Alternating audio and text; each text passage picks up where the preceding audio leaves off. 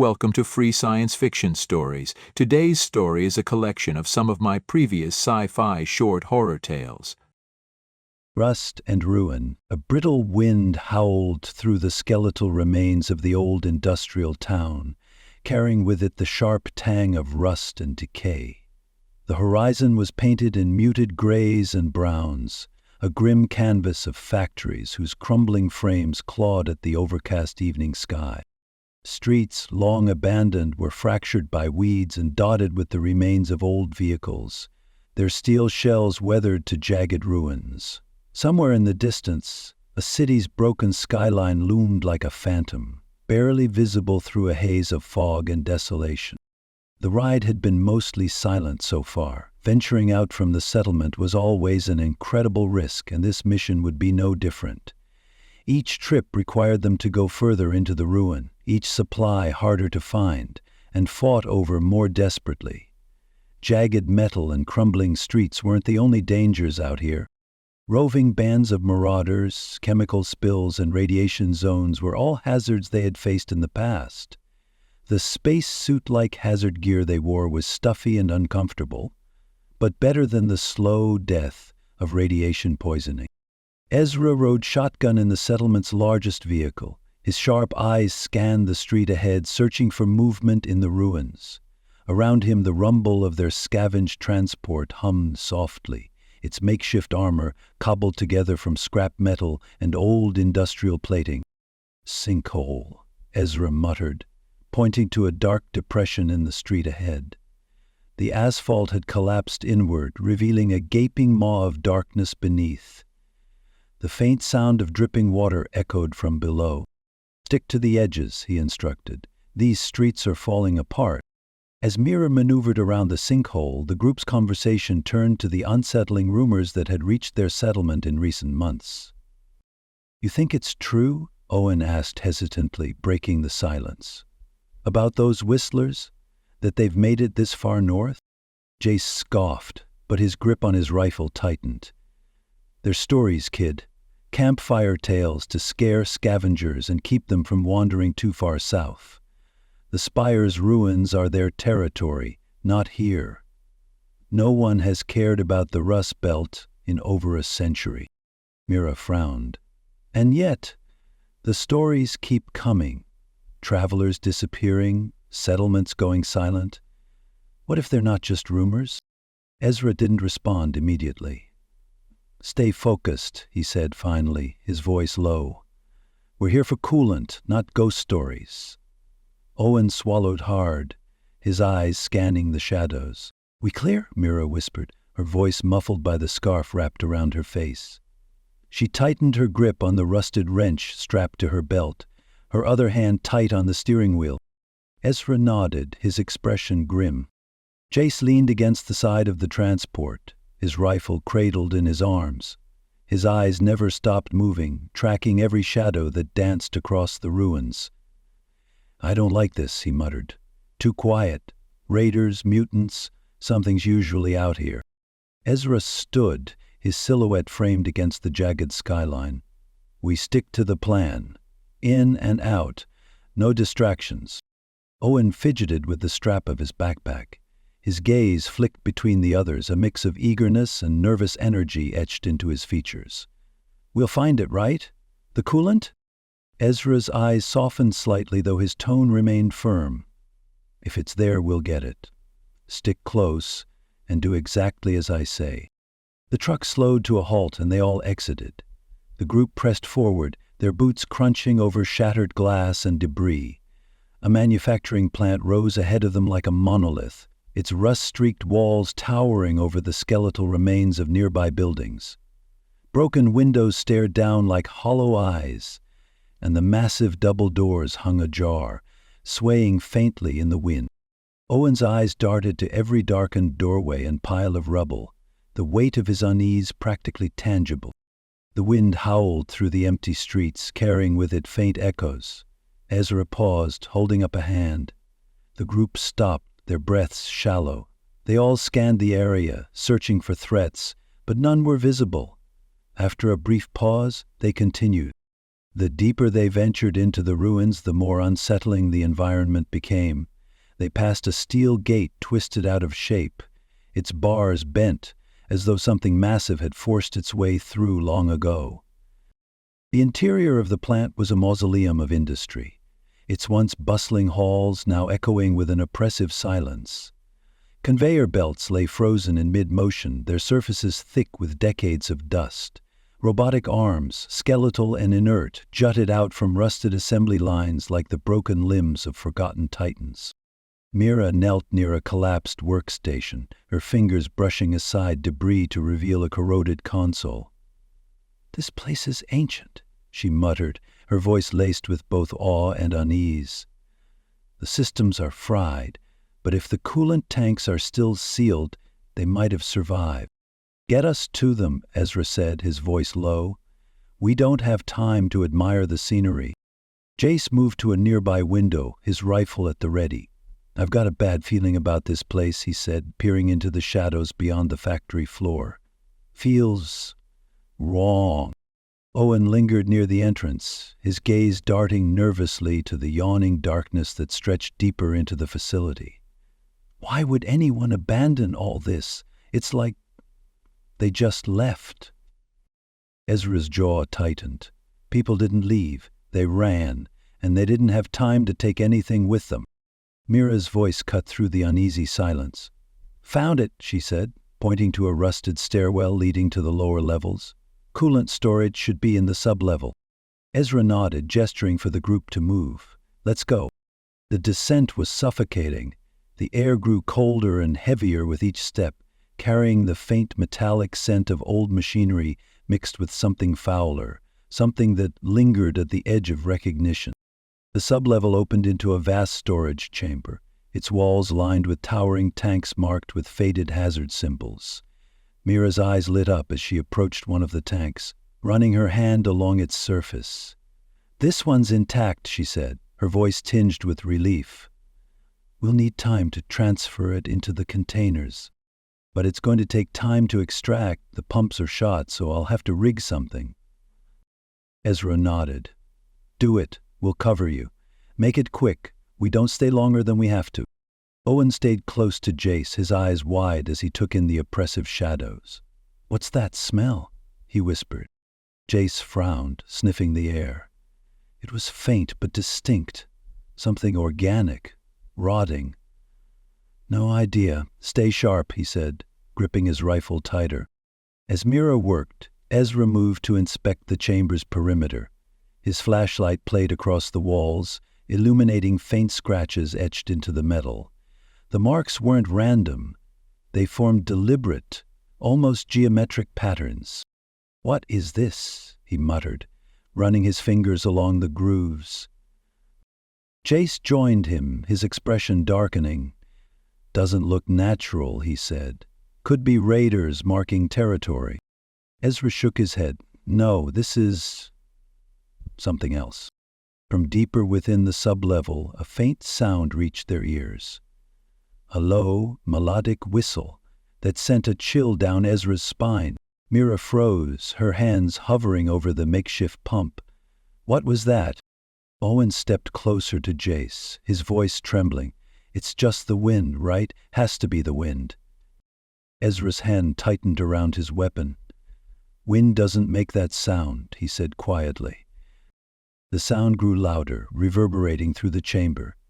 It was hauntingly rhythmic, almost like a song, yet it carried an undercurrent of malice. Mira worked faster, her hands shaking as she secured the coolant containers. "Just a little longer," she said, her voice barely above a whisper. Ezra motioned for Jace to cover the stairwell, eyes open. "Whatever's making that noise, it's close." Jace positioned himself at the base of the stairs, his rifle trained on the shadows above. The whistling seemed to shift, moving through the facility like a predator circling its prey.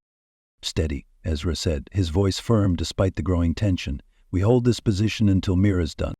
Jace's grip on his rifle tightened as the whistling reached a crescendo, echoing off the walls like a sinister chant, and then silence. It was worse than the sound. Ezra's voice cut through the stillness. "Mira, how much longer?" She didn't look up. 2 minutes, just 2 more minutes. From the darkness above, something shifted. The containers were full, but carrying them was difficult under the circumstances. They each had to hold one, making their rifles almost useless. It was time to head back to the stairs and get out of here. Ezra led the way, his rifle held tightly in one hand, scanning the surrounding ruins with sharp, calculating eyes. Mira followed close behind, her toolkit jangling softly at her side. Owen trailed nervously, his eyes darting to every darkened doorway and pile of rubble, the weight of his unease practically tangible. The wind howled through the empty building, carrying with it faint echoes that sounded too deliberate to be natural. Ezra paused, holding up a hand. The group stopped, their breaths shallow. Jace climbed onto a catwalk, his rifle trained on the darkened corners of the factory. From his vantage point, he could see the entire floor, but the shadows seemed to shift and writhe, playing tricks on his eyes. Owen stayed close to Mira, his hands gripping his crowbar tightly. Every creak of the factory's aging infrastructure made him jump. "Relax," Mira said without looking up. "You're making me nervous." "Sorry," Owen muttered, his voice trembling. "This place just feels wrong." There was a sharp clang from somewhere deep within the factory. The sound echoed like a gunshot, sending a chill down everyone's spine. "What was that?" Jace called from above. Ezra's voice was calm but firm. "It's probably just the building settling." Another clang, louder this time, followed by a faint scraping sound. "Buildings don't settle like that," Myra said. Above them the shadows stretched long and deep, swallowing corners and twisting in ways that felt unnatural. The air was heavy, oppressive, filled with the faint tang of rust and oil. And then the whistling returned. "Do you hear that?" Owen whispered, his voice trembling. "We all hear it," Ezra muttered. "Keep moving." The whistling grew louder, reverberating through the factory like a ghostly tune. Closer and closer. It appeared as a shadow at first, a darker shape against the gloom, hunched and angular. Ezra's flashlight caught it for just a moment. 3 elongated arms gripping a rusted beam, its pyramid-like head tilting unnaturally. Rows of small black eyes reflected the beam of light like polished stones. "A whistler," Owen said in an awed, hushed tone. "Contact," Jace barked, his voice cutting through the tension like a blade. The thing moved with perfect precision, shifting its weight without a sound. It dropped from the girder, landing on the factory floor with a soft thud, its limbs splaying out like a grotesque spider. Jace fired immediately, his shot striking the creature square in the chest. It staggered but didn't fall. It tilted its head toward Jace, as if studying him, and then lunged. "Open fire!" Ezra shouted, his rifle erupting in a hail of gunfire. The rounds tore into the whistler, green bioluminescent fluid spraying from the wounds, but it didn't stop, its needle-like fingers slashing as it closed the distance. Jace fired again, this time aiming for its legs. The creature faltered, momentarily dropping to one knee before springing upward with unnatural agility. "More of them!" Mira screamed. Shapes emerged from the machinery above. 2, 3, 4 whistlers, their black chitinous shells gleaming faintly in the dim light. They moved in eerie synchronization, descending from the catwalks and beams like shadows given life. Mira yelled to Owen, "Get the coolant upstairs, now!" One of the whistlers darted toward Owen, its elongated limbs scraping against the floor with a sound that set his teeth on edge. Its head tilted, and for a moment it just stared at him. "Owen, move!" Mira shouted. The creature lunged, its needle-like fingers outstretched. Owen panicked, dropping the coolant container. He grabbed his weapon, a crowbar, and swung wildly. The metal struck the whistler's arm with a sickening crack, knocking it back just enough for him to scramble away. "Help him," Ezra ordered, firing a burst of rounds at the advancing whistlers. Jace, still on the catwalk, targeted another creature, his sniper rifle cracking through the cacophony. One of the whistlers fell, its chest blown open, then struggled to rise, but the others adapted, moving erratically, dodging his shots with inhuman precision. "Almost there," she yelled, struggling the last few steps. Ezra and Jace fought to hold the creatures back, their gunfire echoing through the factory. One whistler managed to flank them, leaping onto the catwalk where Jace was positioned. "Jace, behind you!" Ezra shouted. Jace spun just in time, firing point blank into the creature's face. It shrieked, its head snapping back, but its clawed hand lashed out, slicing through Jace's shoulder armor. He cried out, stumbling but managing to fire another shot, sending the whistler plummeting to the floor below. It landed with a wet crack, like an egg dropped on the floor. "Jace, fall back," Ezra ordered. "Not yet," Jace snarled, taking another shot at a whistler closing in. The whistlers weren't mindless. They moved with purpose, their elongated limbs darting in and out of the shadows as they probed for weaknesses. One climbed a rusted column, its head swiveling toward Mira as she ran. Ezra noticed too late. "Mira, above you!" he shouted, firing. No time to aim. The whistler dropped, landing near her. Another whistler darted from the shadows, and Ezra fired, emptying his magazine into its chest. Jace came down from the catwalk to join the others. "Move, move!" Ezra shouted, shoving Jace up the stairs. The whistlers didn't give chase. They stood in the shadows below, their heads tilted, watching, waiting. The whistling slowed, becoming a low, haunting hum. "They're letting us go. Have they had enough?" she whispered. Ezra reloaded his rifle, his jaw clenched. "No, they're studying us." The factory was behind them, but the whistling lingered, carried on the wind like a sinister melody that promised they weren't safe. The scavengers fled back into the factory's maze-like ground floor, their boots pounding against cracked concrete as the relentless whistling lingered behind them. The whistlers pursued cautiously, their jagged limbs scraping against walls and beams, the sound a chilling accompaniment to the panicked rhythm of the scavengers' movements. Ezra led the charge, his rifle clutched tightly as his eyes scanned the decayed infrastructure for anything that could slow the nightmare closing in behind them. The factory's corroded skeleton became their battlefield, its crumbling machinery and rotting beams their only allies. The team reached a wide corridor lined with rusted shelving units that once held industrial components. Ezra skidded to a halt, his sharp gaze locking onto a massive, unstable rack leaning precariously against the wall. "Keep moving, I'll hold them," Ezra barked, shoving Owen and Mira forward. A whistler emerged from the shadows, its elongated limbs moving fluidly as it crept closer, its pyramid-like head tilting at an extreme angle. Ezra aimed at the base of the shelving unit, his rifle barking as bullets ripped through corroded bolts. The structure groaned and trembled, then collapsed with a deafening crash, tons of rusted steel raining down, burying the whistler beneath it.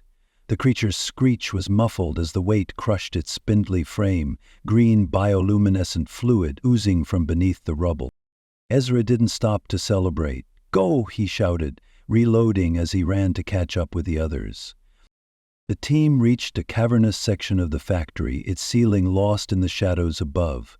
Rusted catwalks crisscrossed the space, some hanging by frayed cables, others partially collapsed. Jace spotted an intact section and scrambled up, his sniper rifle slung over his back. He struggled to get to the top due to his injury. "I'll cover you from up here," he called down, his voice echoing. From his elevated position, Jace scanned the area with his rifle's scope. The whistlers were coming, their movements deliberate as they navigated the debris-strewn floor. He exhaled slowly, his finger tightening on the trigger. The first shot rang out, a rail-thin whistler struck through the head. Jace adjusted, tracking another target. His second shot struck a creature mid-leap, sending it crashing into a rusted beam. Each shot bought the team precious seconds, but the creatures kept coming. "Jace, we need to move," Mira shouted from below as she struggled to drag the coolant containers through the rubble. "Just keep going," Jace snarled, firing another round. But the whistlers were learning. One of them scaled the wall, its clawed limbs digging into the metal as it closed the distance to Jace's perch. He turned just in time, firing point blank into its chest. The creature shrieked and fell, but not before raking its claws across his leg, tearing through armor and flesh. Jace gritted his teeth against the pain, blood pooling inside his suit. He limped back toward the ladder, firing one-handed as another whistler began to climb. Owen trailed behind the others, his crowbar clutched tightly in his gloved hands. The air inside the factory was stale, heavy with the scent of rust and decay. His boots scuffed against the concrete floor. But Owen's attention wavered, drawn to the oppressive weight of the place. Every creak of metal, every faint groan of the factory's decaying structure felt alive, purposeful. The others disappeared around a corner, leaving him momentarily alone in the labyrinth of machinery. That's when he heard it. A faint, melodic whistle. Barely perceptible, it floated through the still air. Owen froze. "Guys?" he called out, his voice cracking slightly. The word echoed back to him, distorted and hollow. No response. A sharp metallic crash erupted behind him, the sound ricocheting through the factory like a gunshot. Owen spun, his heart pounding in his chest. A pile of rusted steel beams had toppled across the corridor, cutting him off from the others. The whistling grew louder, still faint, but now layered with an eerie cadence that seemed to crawl under his skin. "Ezra!" he yelled, panic lacing his voice. He ran to the barricade of twisted metal and tried to push it aside, but the beams were too heavy, their rusted edges grinding against the floor. He could barely hear his own ragged breathing over the insistent whistling, which seemed to come from everywhere and nowhere at once. Above him, something moved. Owen's gaze shot upward, his breath catching in his throat. A figure clung to the beams above, its elongated limbs gripping the rusted supports with a horrifying grace. Its head, pyramid-like and unnaturally angled, tilted slowly, rows of black reflective eyes gleaming in the dim light. For a moment it didn't move. It simply watched him. "Guys," Owen whispered, his voice trembling. He took a step back, his boots slipping slightly on the dusty floor. The whistler shifted its weight, its movements impossibly smooth, as if gravity had no hold on it. It descended silently, its needle-like fingers clicking softly against the steel as it moved. Owen stumbled backward, gripping the crowbar so tightly his knuckles ached. "Stay back!" he shouted, his voice shaking. He swung the crowbar in a wide arc, the sharp clang of metal on metal ringing out as it struck a rusted pipe nearby. The whistler paused, its head tilting further, as if calculating his movements. Then it began to circle him, its steps measured. A second shadow moved in the corner of his vision. Another whistler emerged from the machinery, its limbs unfolding as it crept along the wall like a grotesque spider. The whistling grew louder, the sound now a dissonant symphony that set every nerve in Owen's body on edge.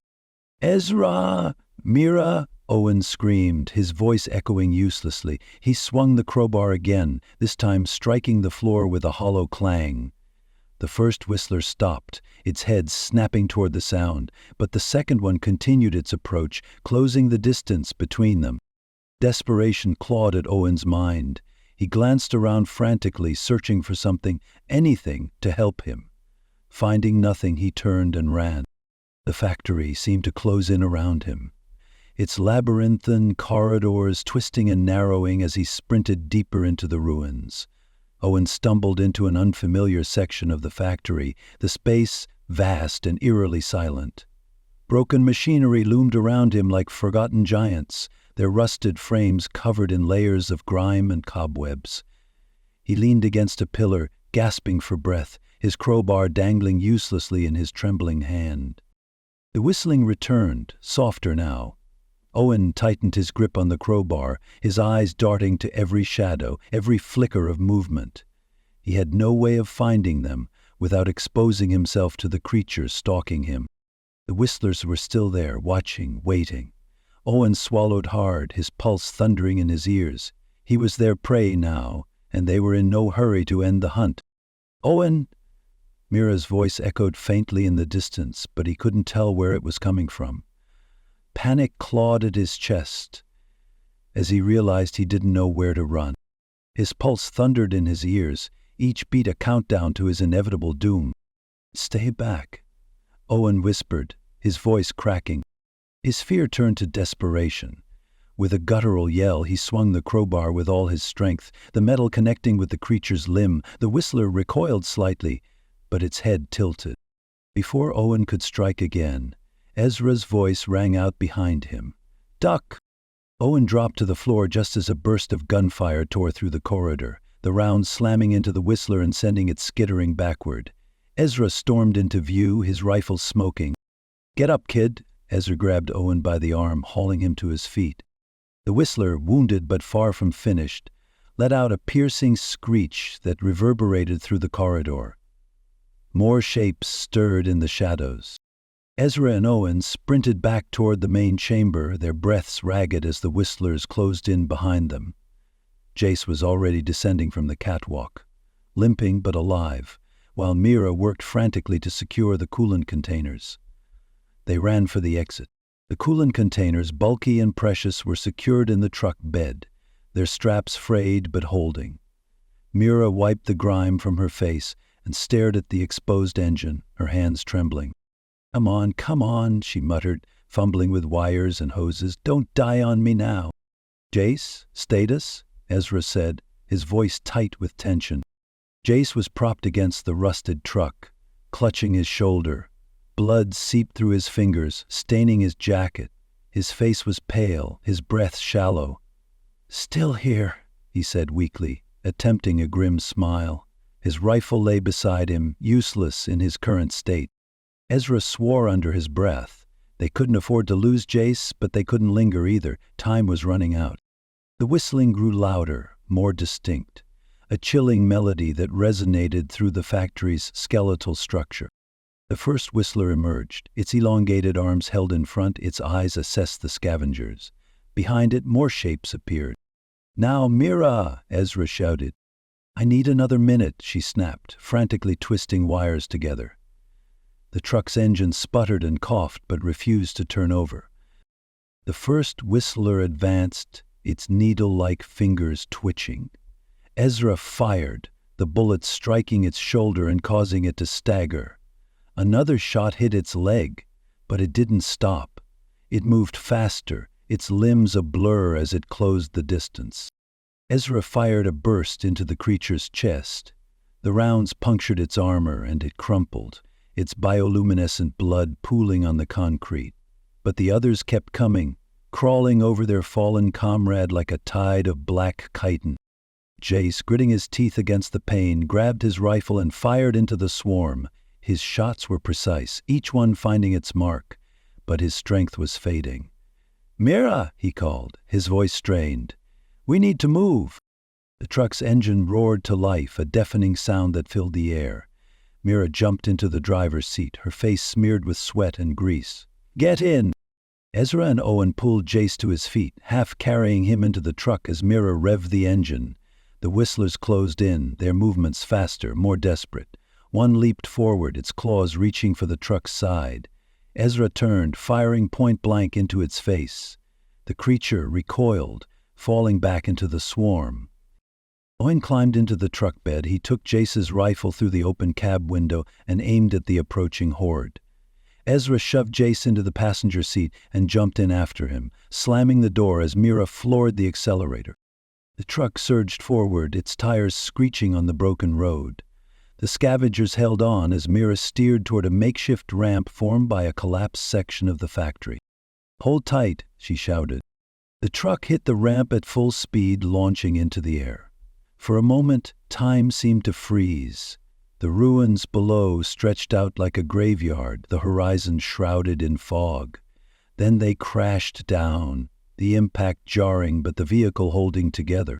As the truck sped away, Mira glanced in the rearview mirror. The whistlers didn't follow. Too many to count stood on the roof, their black forms silhouetted against the gray sky, their heads tilted in unison. their small black eyes fixed on the retreating vehicle. "Why aren't they chasing us?" Owen asked, his voice trembling. Ezra didn't answer. He kept his rifle trained on the factory, his jaw clenched. The Whistlers' stillness was more unnerving than their pursuit. It was as if they were letting them go, as if the escape was part of some larger plan. The truck roared through the overgrown streets, its engine sputtering but holding. Jay slumped in the back seat, his head resting against the window. His breathing was shallow, and his hand clutched his blood-soaked shoulder. Mira gripped the wheel tightly, her knuckles white. "We made it," she said. Ezra leaned back, his eyes scanning the darkening horizon. The factory was gone, but the memory of the Whistlers lingered, a reminder of the relentless threat that now loomed over their settlement. As the truck disappeared into the night, the wind carried a faint sound, a low, melodic whistle, haunting and unbroken. The scavenger's battered truck groaned to a halt just inside the settlement's perimeter, after makeshift gates of rusted steel creaked open to let them through. The air inside was heavy, dense with the smell of oil and smoke from the generators that kept their fragile sanctuary alive. It was a place meant to feel safe, a patchwork of hope stitched together with desperation. But tonight, it offered little comfort. Ezra climbed out first, his legs stiff and trembling as if the weight of the last few hours clung to his very bones. He helped Mira with Jace, the sharpshooter barely conscious, his head lolling against Ezra's shoulder as they eased him down from the truck. Blood seeped through Jace's bandages, leaving a dark trail on the dirt-packed ground. Owen stood silently by the truck bed, staring at the coolant containers strapped down. They'd succeeded, but at what cost? Only Mira had managed to hang on to her containers. His wide eyes flicked to the gates, as though expecting something to follow them through, something that had waited for the right moment to strike. "Help him!" Mira barked at a passing guard, her voice sharp and strained. 2 medics rushed forward, easing Jace onto a stretcher. His groan of pain cut through the oppressive quiet, but no one spoke a word as they carried him toward the small infirmary. Mira slumped against the side of the truck, her grease-streaked hands trembling as she stared into the distance. She should have felt triumphant. She'd gotten the vehicle running. She'd helped them escape. But all she felt was hollow. The image of the Whistlers standing on that rooftop, motionless, watching them flee, refused to leave her mind. Owen finally spoke, his voice breaking the silence. "They could have chased us. They didn't." Ezra didn't respond. He was leaning against the hood of the truck, staring at the horizon beyond the gates. "They let us leave?" Owen pressed, his voice shaking. "Why would they—" "Enough!" Ezra cut him off, his tone low but sharp. "We made it out. That's all that matters." Owen looked like he wanted to argue, but one glance at Ezra's face stopped him. There was something in the leader's eyes, a weight that made it clear he didn't want to discuss it, not now. Hours later, the team gathered in the settlement's dimly lit common room. The walls were lined with salvaged metal panels, and a weak bulb flickered overhead. It was quiet, except for the faint hum of the generators outside. Jace lay on a cot in the corner, his face pale, his breathing shallow. Mira sat nearby, tending to him in silence, her hands methodically checking his bandages. Ezra stood by the door, arms crossed, his gaze fixed on the floor. Owen hovered by the table, fidgeting with a piece of broken machinery, his movements restless.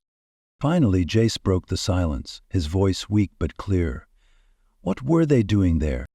The question hung in the air like a specter, its weight pressing down on all of them. Mira froze, her hands hovering over Jace's bandages. Owen looked up from his tinkering, his face pale. Ezra didn't move. "What do you mean?" Owen asked, though he already knew. Jace shifted slightly, wincing at the pain. "The Whistlers, they weren't just attacking. They were there for a reason. That factory." Ezra's jaw tightened. "We don't know that." Jace's laugh was bitter, a hollow sound that sent a chill through the room. "You saw them. They weren't just animals. They were watching us, studying us. They let us leave, Ezra. Why? No one had an answer. That night, Ezra sat alone in his quarters, a small, dimly lit space cluttered with maps, tools, and scraps of salvaged equipment. He stared at the map of the ruins pinned to the wall, his eyes tracing the route they'd taken to the factory and back. His fingers drummed against the table, his mind replaying every moment of the mission. Jace wasn't doing well despite the medics' best efforts. They needed more supplies, and that meant going out again, soon, this time without their best fighter. A gust of wind rattled the thin walls of his quarters, and for a moment he thought he heard it. The faint melodic whistle that had haunted them in the factory. He froze, his breath catching in his throat. He listened, straining to hear over the hum of the generators and the distant murmur of the settlement. It was there, soft, almost imperceptible. A whistle, carried on the wind. Ezra stood, his heart pounding. He moved to the window, his eyes scanning the dark horizon. The ruins loomed in the distance, shrouded in shadow, their outlines barely visible against the cloudy sky. He couldn't see anything, but he could feel it, the weight of unseen eyes, watching. Ezra stepped back from the window, his hands clenched into fists. He turned away, refusing to look, but the sound lingered, wrapping around him like a phantom. They weren't safe. Not here. Not anywhere. As he sat back down, the whistle faded into the night, leaving only silence. But Ezra knew it would return. Hound of the Spire. The slums near the spire were a graveyard of shattered dreams, where desperation clung to the air like a disease. The hound stalked through the ruins, his boots making no sound against the cracked pavement, his cybernetic eye flickering as it fed him data. Heat signatures, movement patterns, radiation levels. The streets were empty at this hour, but the silence was deceptive. Nothing in the slums stayed quiet for long. He had spent the last 3 hours crawling through the filth of the Undercity, hunting for a ghost. But Dr. Elias Kuren wasn't a ghost. He was a corpse that hadn't realized it was dead yet. The hound moved with calculated precision, his hyperkinetic rail pistol heavy in his grip. The weapon's charge indicator pulsed a faint blue, waiting. It wasn't a gun meant for mercy. It was a weapon designed to tear a man apart. That suited him just fine. The slums birthed horror stories every night. Bodies found in alleyways, throats slashed for half a meal ration, gangs collecting their dues in blood, the sick rotting in abandoned buildings, waiting to die. The hound had learned long ago that the city didn't care. But this was different. The first death occurred last month, a simple surgery gone wrong. Hardly unique in the slum, but there have been dozens since. Desperate people lured by the promise of cheap black market medical tech, only to die screaming when their bodies rejected the second-hand cybernetics, the failing life support modules, the corrupt biographs. Someone had been selling death, and the hound had followed its scent. A few beaten informants and a shattered kneecap or two had given him a name. Dr. Elias Kuran, an old name he knew well. A former corporate scientist exiled from Aegis Biosolutions for reasons buried under classified reports and NDA vaults. A man with knowledge, connections, and the kind of arrogance that let him play God with broken lives. And tonight he would face judgment. The clinic stood in the skeleton of a pre-collapse medtech facility, its sign long since scavenged for scrap. Graffiti covered the walls, some of it gang-tagged, some of it symbols that made the hound's skin prickle. Whistler markings, they were watching. The cybernetic eye zoomed in, scanning the decayed structure. There. A single, weak heat signature inside. Kuren. The hound exhaled slowly. He was here. Good. He slipped into the building through a shattered loading dock, moving through the darkness like a phantom. The air reeked of old blood and disinfectant, the sickly sweet scent of death, half masked by chemicals. Inside, a single light flickered, A desk covered in medical equipment stood in the center of the room. Half-dissected cybernetics, biographs floating in amber fluid, racks of vials filled with something dark. And beside them, Curran. The man was gaunt, dressed in a filthy lab coat, sleeves rolled up to his needle-riddled forearms. He was testing something, a device clamped onto a man's arm. The patient, barely conscious, moaned through clenched teeth as the machinery burrowed into his skin. The Hound leveled his pistol. Curran. The doctor didn't even flinch. Curran turned slowly, his eyes red-rimmed and hollow. "Well," he sighed, "I was wondering when someone like you would show up. Nice mask, by the way." The Hound's pistol didn't waver. "How many?" His voice was low, a growl of restrained fury. Curran raised an eyebrow. "How many what?" The Hound stepped closer. "How many died screaming? How many were thrown into the fire for your experiments?" Curran's mouth twitched. He laughed, a thin, rasping sound. "I'm saving lives, you fool. They're sick, weak, dying. I give them a chance to be something more." "You sold them poison?" "You can't stop what's coming. You don't even understand it," Curran hissed back. The Hound's trigger finger twitched, and then the lights died. For a split second, the world was pitch black. The Hound's cybernetic eye recalibrated instantly, switching to thermal mode. He expected a fight. Instead, Curran was gone. His cybernetic eye flickered. Movement detected. Not human. A chill crawled up the Hound's spine.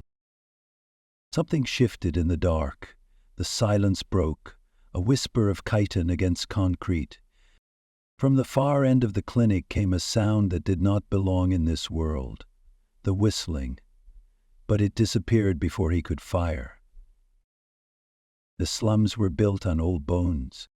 Long before the war, before the fall of the Spire, this district had been a different kind of ruin. Corrupt officials, corporate slumlords, and black market syndicates had hollowed it out from the inside, leaving a festering corpse of civilization in its place. And the Medina gang was just another parasite feasting on the rot. The Hound moved through the darkened alleyways, his long coat shifting against the cold night air, his cybernetic eye flickering as it scanned the area. A police station had once stood at the heart of this district, a beacon of law, order, control. Now it was a fortress of criminals. Towering security walls of scrap metal ringed the perimeter, festooned with razor wire and old corporate auto turrets, half fang shy and rusted from years of neglect. The entrance was manned by at least 6 guards, all of them sporting military-grade firearms, salvaged from long-dead security forces. Through his cybernetic HUD, the Hound caught the faint signatures of dozens more inside. Curran had paid these men for protection, but the Hound didn't care. Slipping between the shadows, the Hound circled to the station's rear entrance. A reinforced blast door, meant to withstand riots, now coated in gang insignia and crude kill count markers. He touched the lock panel, his cybernetic fingers pulsing with stored electrical charge. With a twist of his wrist, the system fried instantly. The door groaned open an inch, then 2, just enough. Inside, the air was thick with the stink of blood, oil, and burnt narcotics. The Medina gang had repurposed the old interrogation rooms into torture chambers, the old holding cells into barracks, the armory into a stockpile of stolen weapons. The Hound moved like a ghost through the halls, his footfalls barely making a sound, his hand tightening around his weapon. The hyperkinetic rail pistol hummed softly as it charged, its magnetic coils glowing a faint, deadly blue. A Medina thug stood at the entrance to the main barracks, leaning against a rusted doorway, a pistol in one hand, a cigarette in the other. He never saw the Hound coming. One swift strike to the back of the neck and he went down. Inside, the barracks were crowded, filthy, dimly lit. 6 men were inside, laughing, drinking, counting stolen goods. The Hound stepped forward, his voice low, measured. "Elias Curran." The room froze. For a moment only the static buzz of an old radio filled the silence. Then one of them moved, too slow. One thug lunged with a knife. The hound sidestepped, planting a boot against his knee with bone-snapping force. Another leveled a shotgun. The hound fired his rail pistol point blank, the kinetic blast hurling the shooter back against the wall. The hound wasn't there to fight fair. He was there to kill. The last man standing was different. Bigger, heavily armored, cybernetically enhanced. The hound knew his kind. Ex-military, wired for war, built for slaughter. Garrick. The enforcer cracked his knuckles, rolling his broad shoulders. His augmented arms whined with mechanical tension, artificial muscle bundles tightening beneath his skin. "You've got nerve, coming here alone," Garrick said, voice like grinding steel. The hound didn't respond. Garrick lunged, a cybernetic fist swinging like a wrecking ball. The hound ducked. The punch obliterated an old filing cabinet, metal shearing apart like paper. Fast. Strong. But not smart. The hound moved inside his guard, planted his knee into the man's ribs, then drove his elbow into the base of his skull. Garrick staggered, then grinned. "You're gonna wish you stayed dead, hound." The enforcer activated his arm-mount blade, a military-grade monofilament edge, sharp enough to carve through reinforced armor.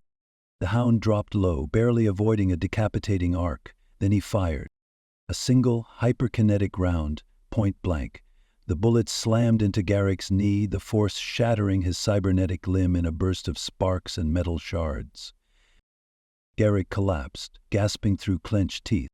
The hound stepped forward, pressing his pistol against the man's forehead. "Where is Curran?" Garrick spat blood, laughing. "You're too late." The hound's grip tightened. "Where?" "Gone." Garrick grinned, even as pain flickered through his eyes. "Headed underground." Beneath the city. The tunnels. The air felt colder suddenly. The hound's cybernetic eye flickered, scanning deeper, past the broken walls, the shifting foundations beneath the slums.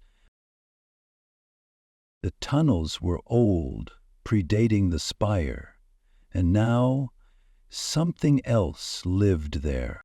Garrick was still laughing. "You think you're scary? Wait till you see what's waiting for you down there, the Whistlers." The hound's jaw tightened. He already knew. He had heard them in the dark. "Go find Silas," Garrick said.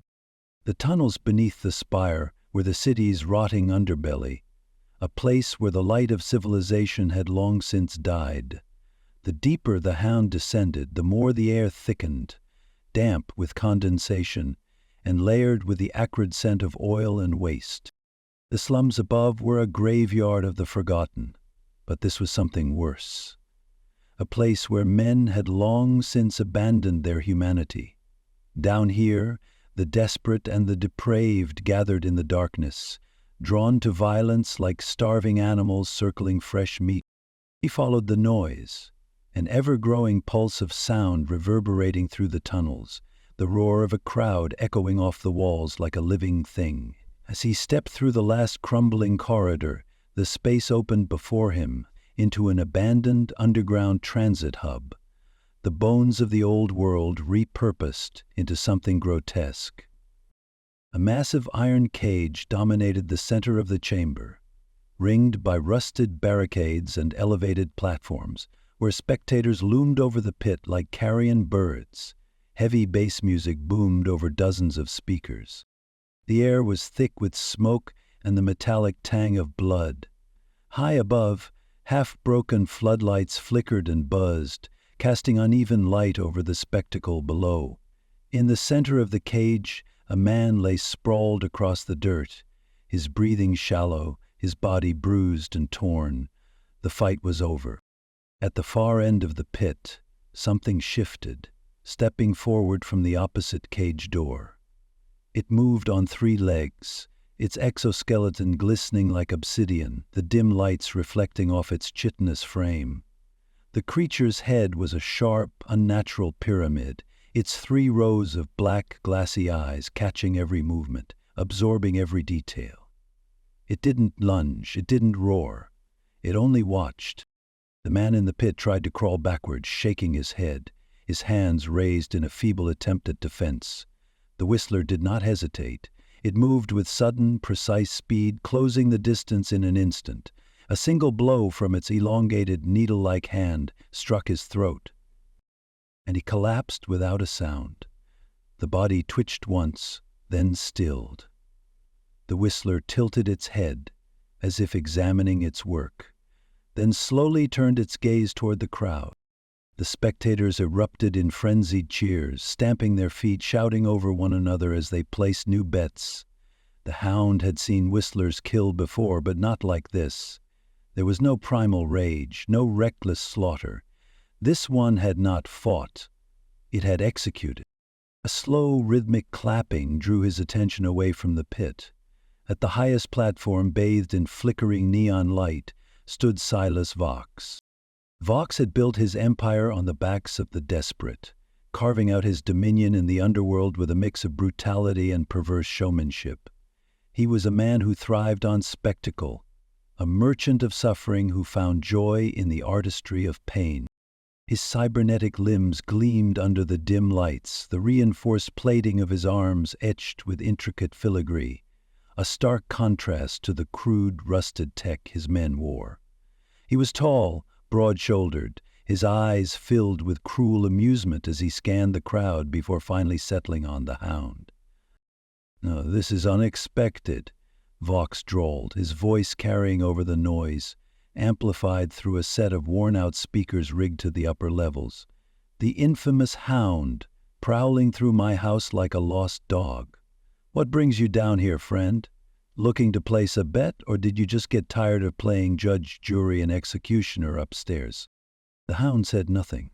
His cybernetic eye flickered as he scanned the upper platforms, counting a dozen armed guards, all positioned for a quick execution if needed. His fingers flexed at his side, but he did not reach for his weapon. Not yet. Vox leaned forward, grinning. "Ah, I see it now. You're not here for the games, are you?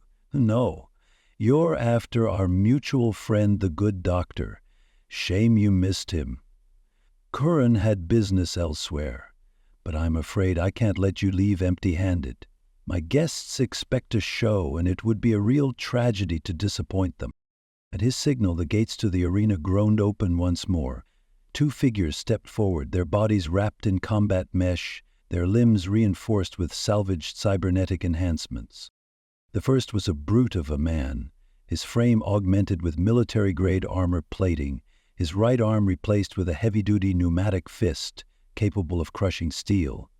The second was smaller, faster, a woman with sleek augmentations, her hands ending in curved monofilament claws designed to cut through flesh like paper. The crowd roared in approval.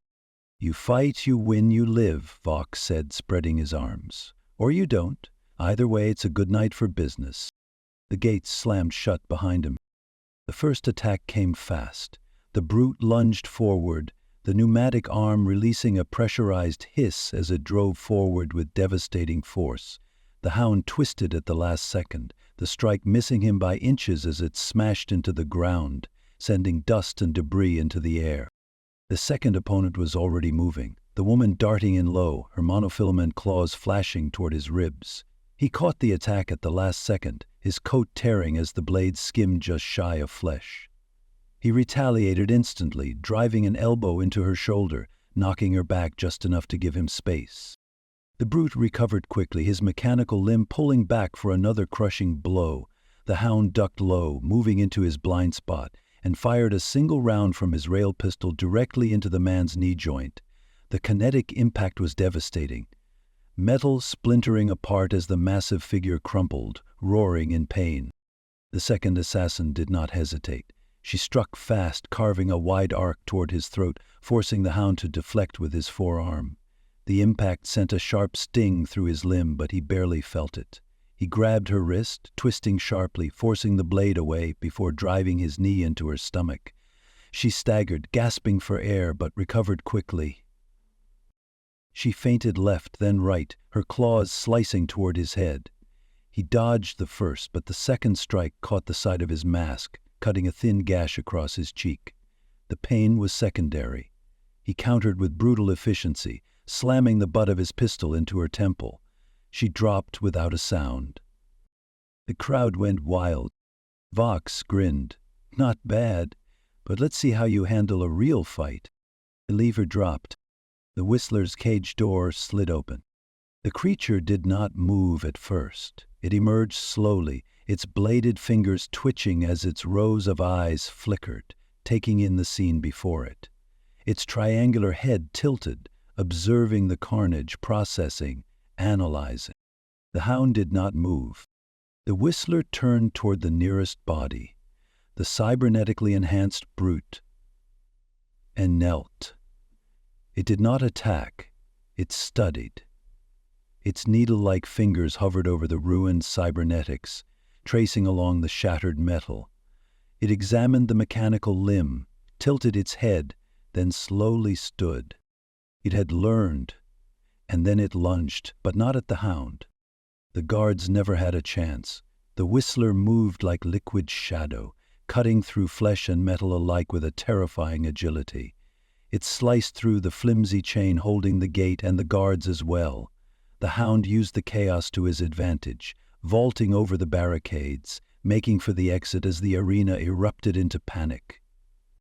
As he reached the stairwell, Vox's laughter echoed behind him. "Karan ain't running from you, hound," he called out. "He's running to something worse. He told me to tell you. Find him at the beginning." The words stayed with him long after he disappeared into the tunnels. The ruins of the old biomedical facility loomed in the darkness like the carcass of some long-dead beast, its skeletal remains buried beneath layers of dust and decay. The hound had spent years navigating the bones of the spire, but this particular ruin was different. This was not abandoned. The original Aegis Biosolutions laboratory, damaged and long forgotten, but not to a man as old as Curran or himself. He could see light from within, faint, flickering, barely enough to pierce the murky gloom. The cybernetic lens in his right eye scanned the structure, picking up the faintest hints of movement inside. Bodies shifted through the corridors, slow and methodical, their heat signatures barely registering against the cold interior. Curran was here, and he wasn't alone. The air was thick with something else, a hum, deep and resonant, vibrating just beneath the threshold of human hearing. It wasn't electrical, it wasn't mechanical, it was organic, a sound the hound had learned to fear. Whistling. The hound moved through the shattered doorway, his steps precise and soundless, his breath measured. The interior was a graveyard of technology. Rows of shattered biopods, rusting diagnostic equipment, overturned surgical tables covered in dried stains too old to determine their origin. The air carried the faint scent of chemicals, mixed with something sharper. There was something vaguely humanoid built from all the scrap, the Whistler's shape.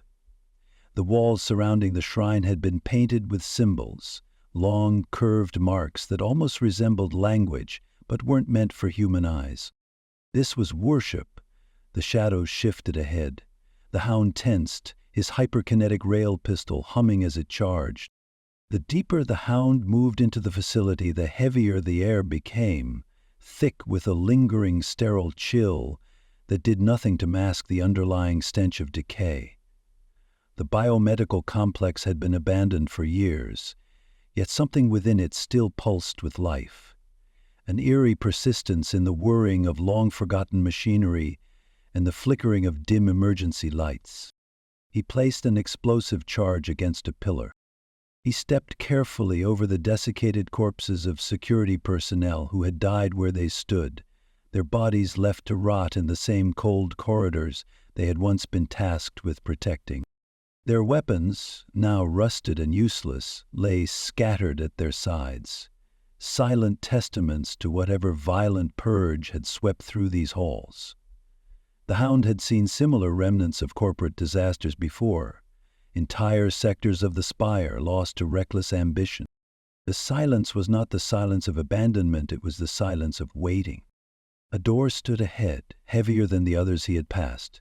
its reinforced plating still intact despite the years of neglect. A corporate Aegis Biosolutions insignia was barely visible beneath layers of dust and grime, its once proud lettering now a faint ghost of what had once been a thriving research division. Near the biometric scanner, dried blood had congealed into a dark stain, a final smudge of life left behind by whoever had made it this far before him.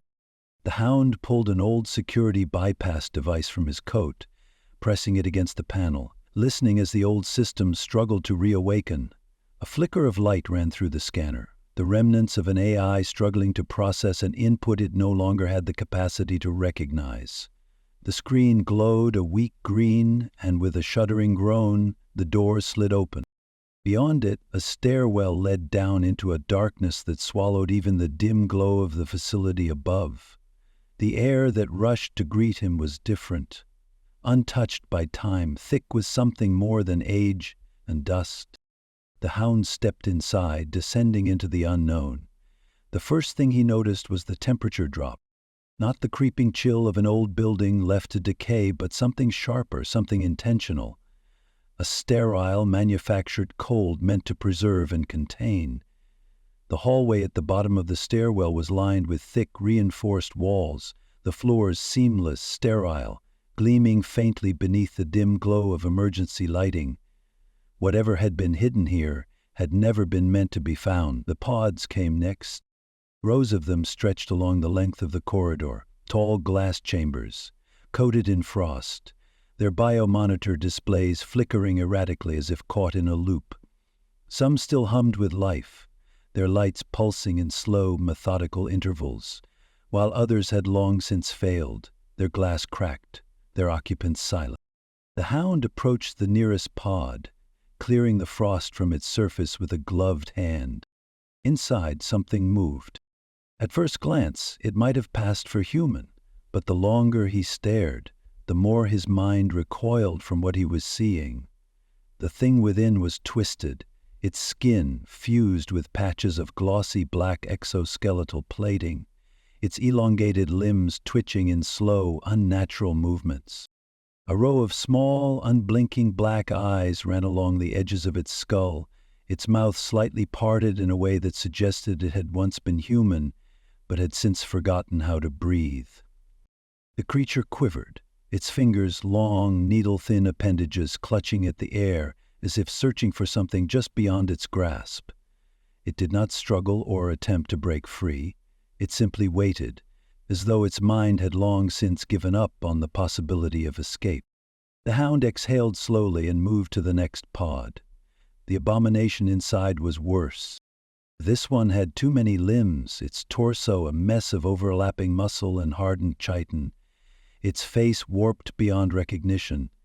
A pair of mandible-like protrusions had begun to form where its jaw should have been, half-developed, frozen in an agonizing state of incompletion. Its fingers were sharp, elongated blades, fused together in places where the human tissue had failed to properly integrate with the alien material. He took another step back. Then another. Every pod told the same story, each one holding a failed experiment, a body twisted by a process that had no right to exist.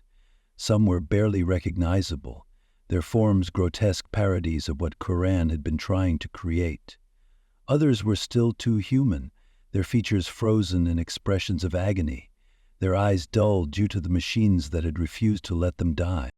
The audio logs started playing before he even realized there were speakers embedded in the walls. The first was garbled, distorted by time, but Kern's voice was unmistakable. "I am so close. The others, they failed. Their minds couldn't contain the knowledge."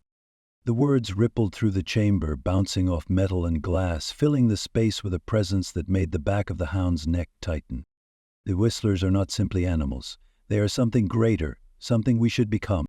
The Hound turned toward a nearby console, its screens flickering with reams of data.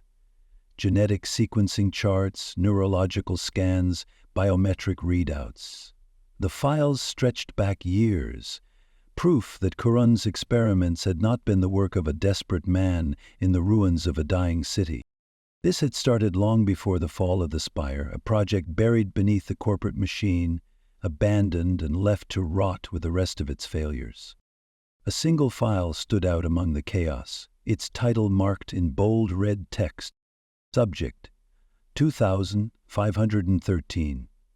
Success rate: 0%. The Hound's stomach tightened. He had followed the bodies, tracking Kuran through a trail of dead slum dwellers who had been nothing more than desperate victims. Box was right. Kuran had never been running from him. He had been running toward something else. The final log played then, Kuran's voice clearer, steadier, carrying the weight of a man who believed, without a doubt, that he had glimpsed something divine. I just need one perfect specimen, and then I will transcend. A sound behind him cut through the stillness like a blade. It was soft at first, like the shifting of cloth against metal, barely audible beneath the hum of machinery. But then it came again, accompanied by a faint whistling note, fractured and hollow.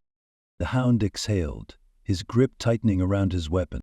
The corridor stretched into darkness, the cold metallic walls trembling faintly with the pulse of unseen machinery, a rhythmic heartbeat emanating from deep within the bowels of the facility. The Hound moved forward, his boots soundless against the polished floor, his cybernetic eye adjusting to the dim, sterile glow of flickering monitors lining the walls. He could feel it now, that presence, the weight of something vast and unknowable pressing against his mind. It was not fear, it was recognition. He was being watched. The door at the far end of the corridor stood slightly ajar, a single line of cold white light spilling from within. The Hound slowed, shifting his grip on the rail pistol, his breathing steady, controlled. He had followed the bodies, walked through the graves of Kuran's failures, watched half-human things shudder and die in the dark. Whatever was in that room was not a failure. He stepped inside. The lab was vast, stretching out in a cavernous expanse of reinforced steel and glass, its walls lined with suspended containment pods, each one filled with pale, milky fluid, holding shapes that twitched and stirred with grotesque, half-formed movements. Rows of surgical stations lay abandoned, the tables stained with old, dried blood, their tools left scattered as if the last researchers had fled mid-procedure. And in the center of the room, standing before a single glowing containment pod, was Dr. Elias Kuran. He did not flinch when the Hound entered. He did not cower or reach for a weapon. He only smiled, his sunken eyes shining with something beyond madness, something close to rapture. "Ah, the Hound," Karen said, his voice smooth, measured, filled with genuine curiosity. "I wondered when you'd find me. We didn't get much chance to speak last time. You're so grown up now." The Hound raised his pistol. "It's over." Karen's smile widened. He gestured to the chamber around them, to the rows of twitching bodies suspended in fluid, to the pulsating heart of his experiment, encased in the largest pod at the room's center. "Is it?" The Hound's gaze flicked to the pod. This one was different, not like the others. Not filled with something broken, something malformed. This one was whole. Inside, suspended in liquid, was a figure that was almost human. Its frame tall and lean, its features smooth, symmetrical, its limbs perfectly proportioned. But beneath the illusion of familiarity, it was something else entirely. Its skin was pale, almost translucent, the faint glow of blue-green veins pulsing just beneath the surface. Its eyes were closed, but the Hound could see the shape of them beneath its lids, too large, too black. Its hands, 5 fingers, unlike the Whistler's. But the bones were too sharp, too tapered, and its posture, even in sleep, suggested something beyond human comprehension. Then its eyes opened. They locked onto the Hound immediately. Kurun let out a breath, his expression one of pure joy. "This one," he whispered, "this one will be different, not another failure like you." The Hound fired, the kinetic round slamming into Curran's leg, shattering it in an instant. The doctor crumpled to the floor with a strangled gasp, but the pain did not dim the light in his eyes. He laughed. "You still don't understand," Curran rasped, gripping the console beside him. Before the hound could fire again, the scientist slammed his palm down on the controls. A warning siren shrieked. Across the lab, the containment pods began to open. The first failed hybrids collapsed to the floor, their malformed bodies convulsing, twitching, their lungs gasping for air they had never learned to breathe properly.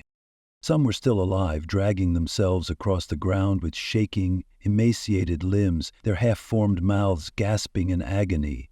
Others, more intact, pushed themselves upright, their too many eyes flickering, their elongated fingers clenching into fists. Then, as one, they turned toward him. The hound did not hesitate. He moved through, his rail pistol snapping off rounds between charges. The creatures shrieked as they fell, half-human, half-whistler abominations collapsing under his assault. But there were too many. He fired, reloaded, fired again, his breath steady, his mind unwavering. Then the thing from the central pod moved. It did not stumble like the others. It did not jerk or twitch or scream. It simply stood, tilting its head, calculating.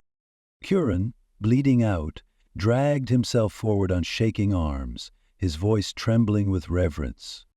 "Do you see?" he whispered, his breath ragged. "Do you understand? We are meant to be more."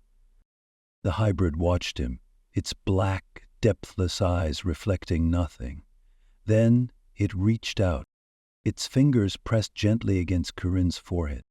For a brief moment, the scientist's expression was one of pure ecstasy, his face alight with realization. Then the whistling began. It started soft, a fractured, unnatural note, spiraling higher and higher in pitch. Curran's nose began to bleed, then his ears, then his eyes. He convulsed, the sound reached its peak, a high, unbearable frequency, and then Curran collapsed, dead. The hybrid tilted its head again, as if considering what it had just done. Then it looked at the hound. He stared back, and he knew. He could not kill this thing. The creatures still filled the room, but they were no longer focused on him.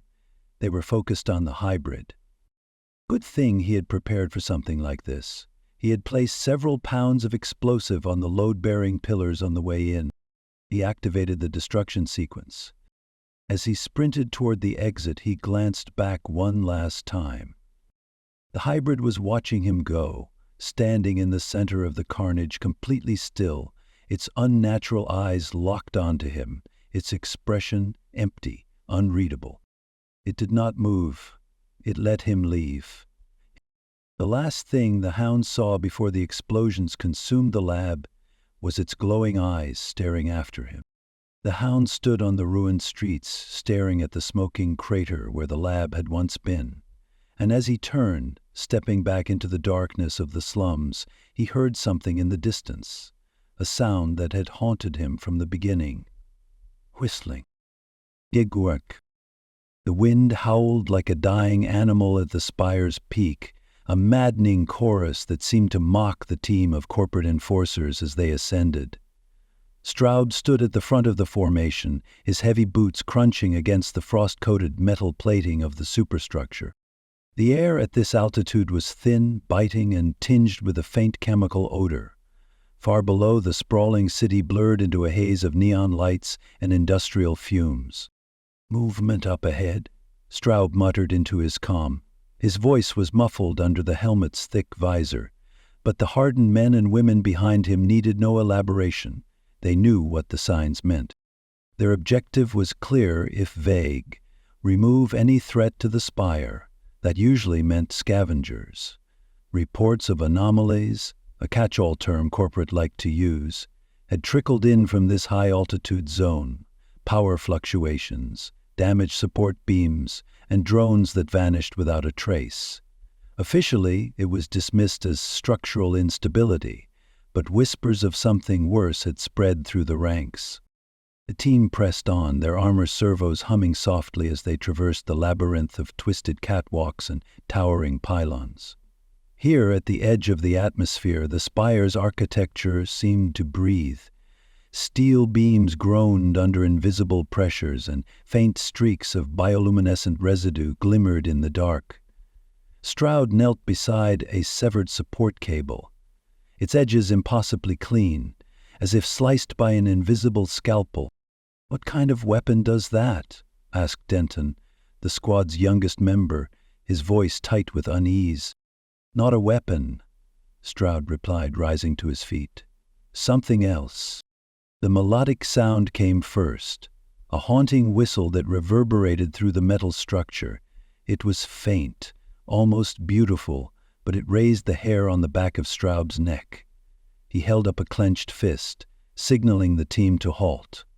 The whistle grew louder, its tone shifting from playful to menacing. "Eyes up!" Stroud barked, his hand tightening around his rifle. His HUD flickered as anomalous energy readings spiked, the numbers climbing faster than his system could process. Then it struck.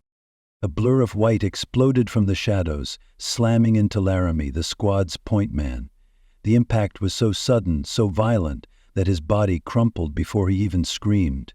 The creature loomed over his fallen form, a bug thing. Its glossy white exoskeleton gleamed in the low light, and its limbs moved with a precision that was almost mechanical.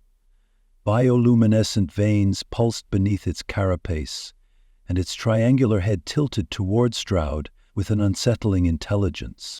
"Engage!" Stroud shouted, opening fire. The air filled with the deafening roar of automatic weapons, but the white whistler was impossibly fast. It darted between the team members, carving through armor and flesh. Blood sprayed across the steel beams as one by one his squad fell.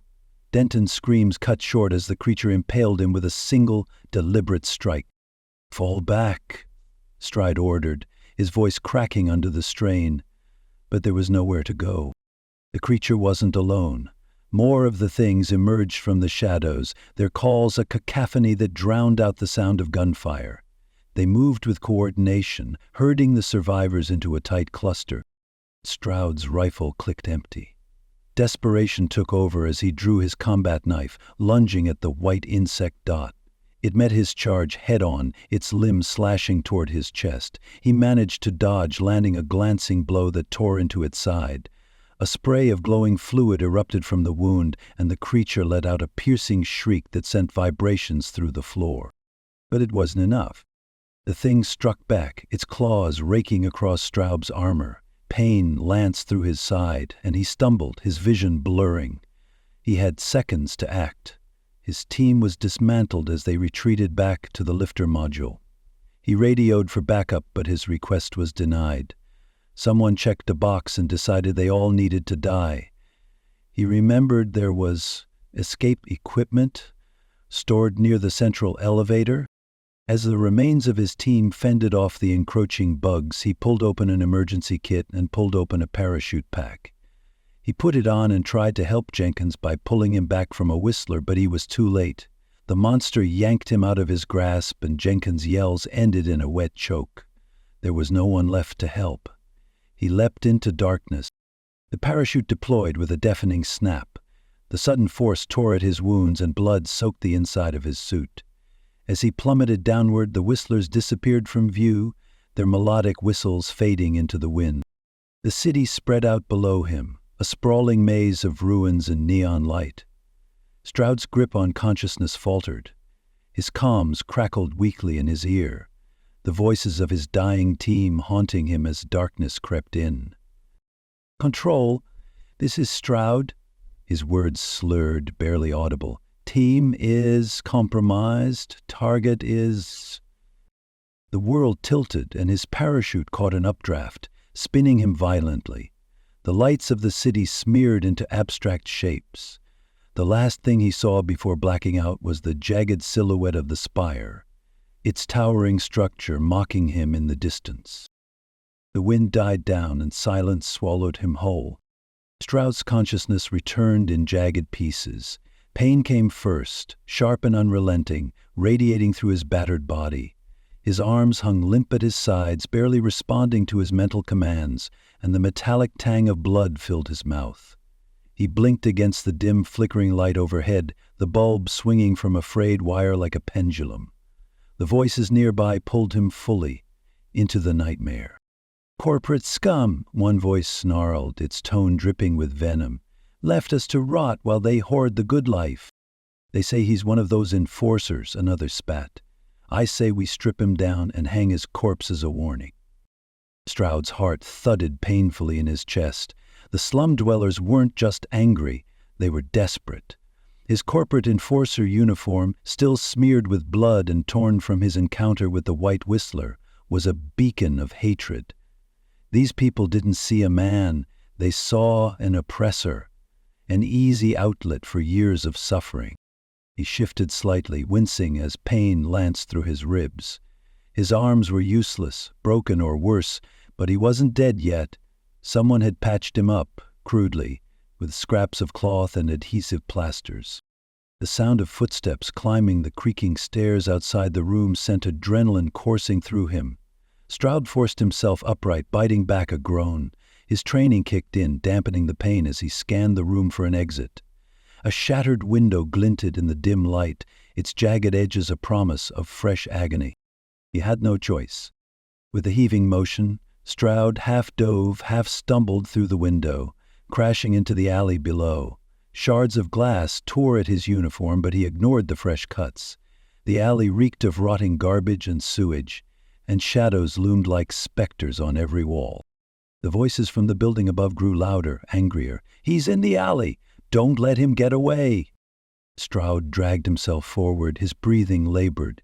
Each step was a test of endurance, every stumble a near collapse. His arms hung useless at his sides, forcing him to use his legs and shoulders to maneuver through the maze-like slum.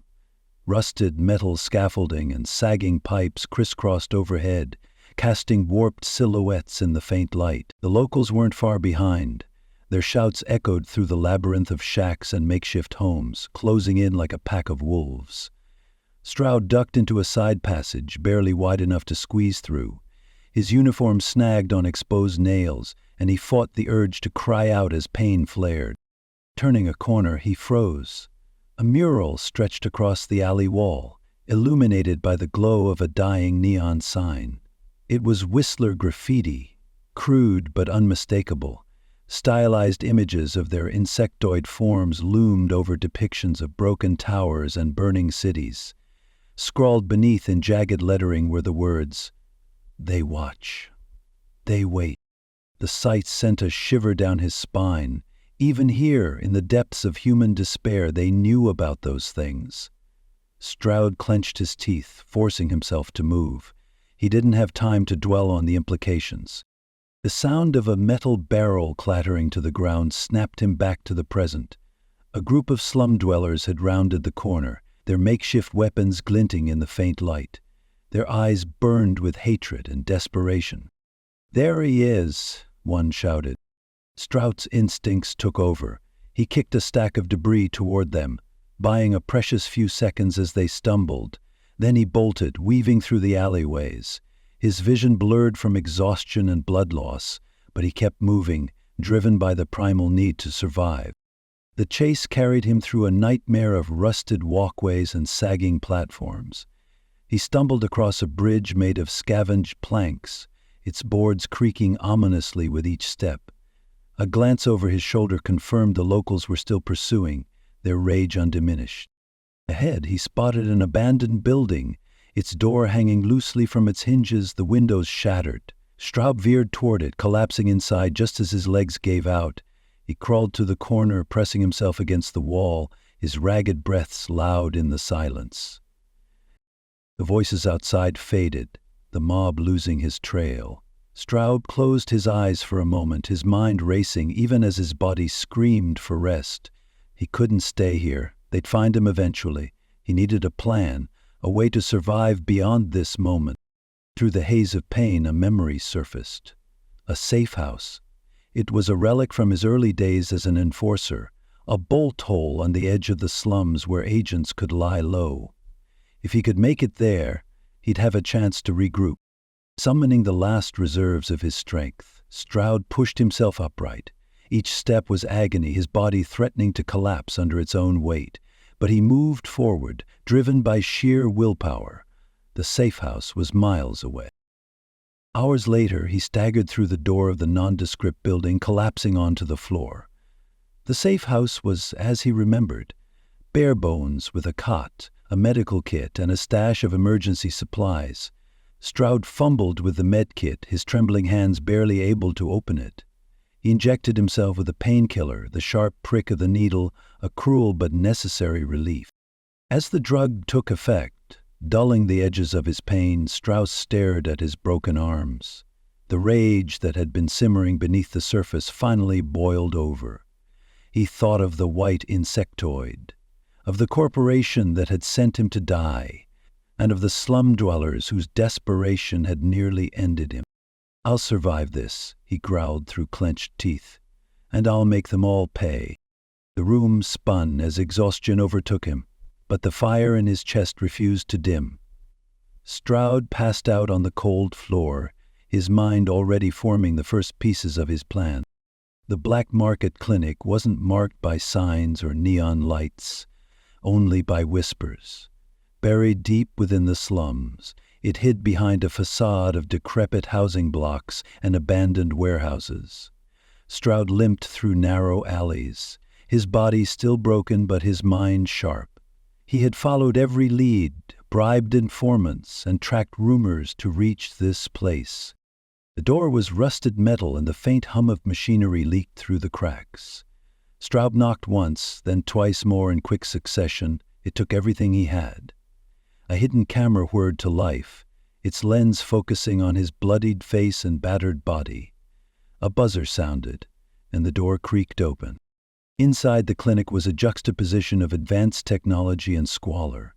Surgical tools gleamed under harsh overhead lights, while the floor was stained with oil and dried blood.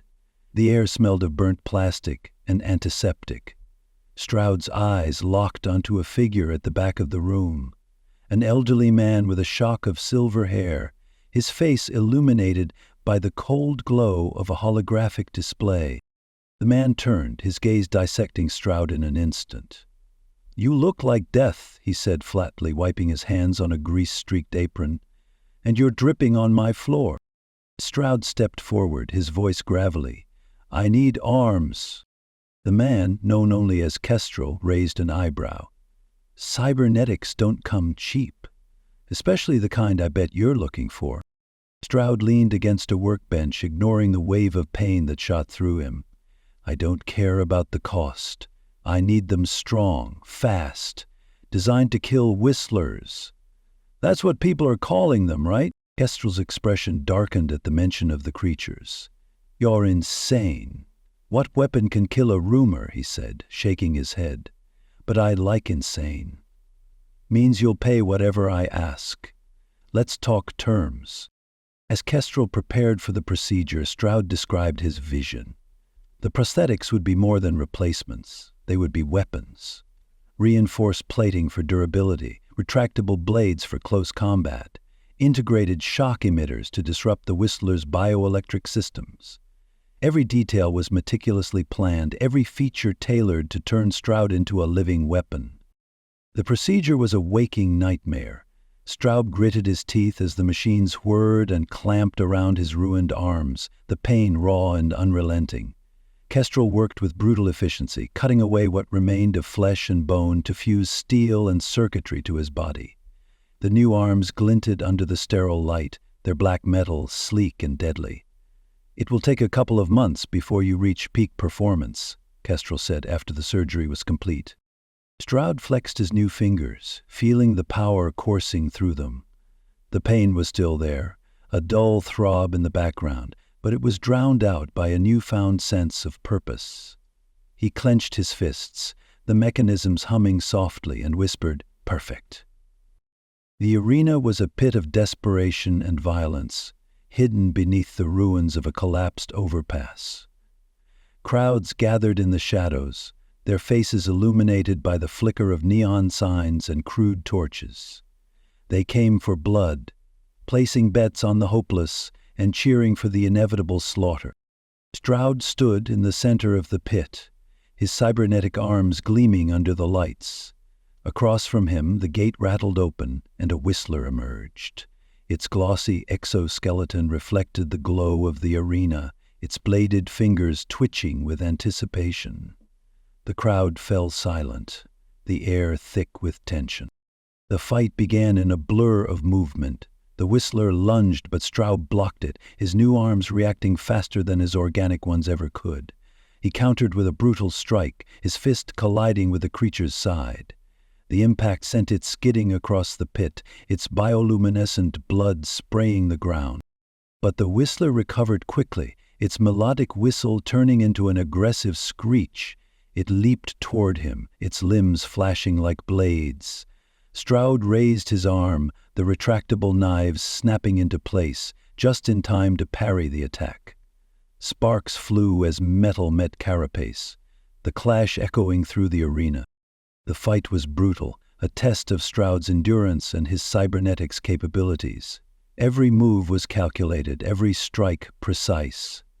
When the whistler finally collapsed, its body twitching in the dirt, the crowd erupted into cheers. Stroud stood over it, his chest heaving, his fists stained with its glowing blood. This was only one fight of countless. Whistler arena fights were once considered a death sentence to any human fighting them, but Stroud and his modifications changed all that. A high-stakes but viable sport. Over the coming months he fought in dozens of matches against humans and whistlers. And with victory came money, enough to buy his freedom from the fight circuit, and enough experience to carry out his own plan. In the dimly lit quarters he called home, Stroud sat at a crude workbench, one of his new arms resting on the surface. He replayed the fights in his mind, analyzing every movement, every mistake. But his thoughts were interrupted by memories, flashes of his team, their faces twisted in terror as the white whistler tore through them. He remembered the betrayal, the cold indifference of his superiors who had sent them to die. The rage that had been simmering since his fall threatened to consume him. Stroud clenched his fists, the mechanical joints grinding softly. "You'll pay for this," he resolved. Between fights, Stroud pieced together the truth. He bribed informants, hacked into corporate databases, and interrogated Medina gang contacts. The White Whistler wasn't just an anomaly. It was a product of corporate experiments. His former employers had been studying the creatures, pushing the boundaries of their understanding in search of profit and power. The revelation only fueled his determination.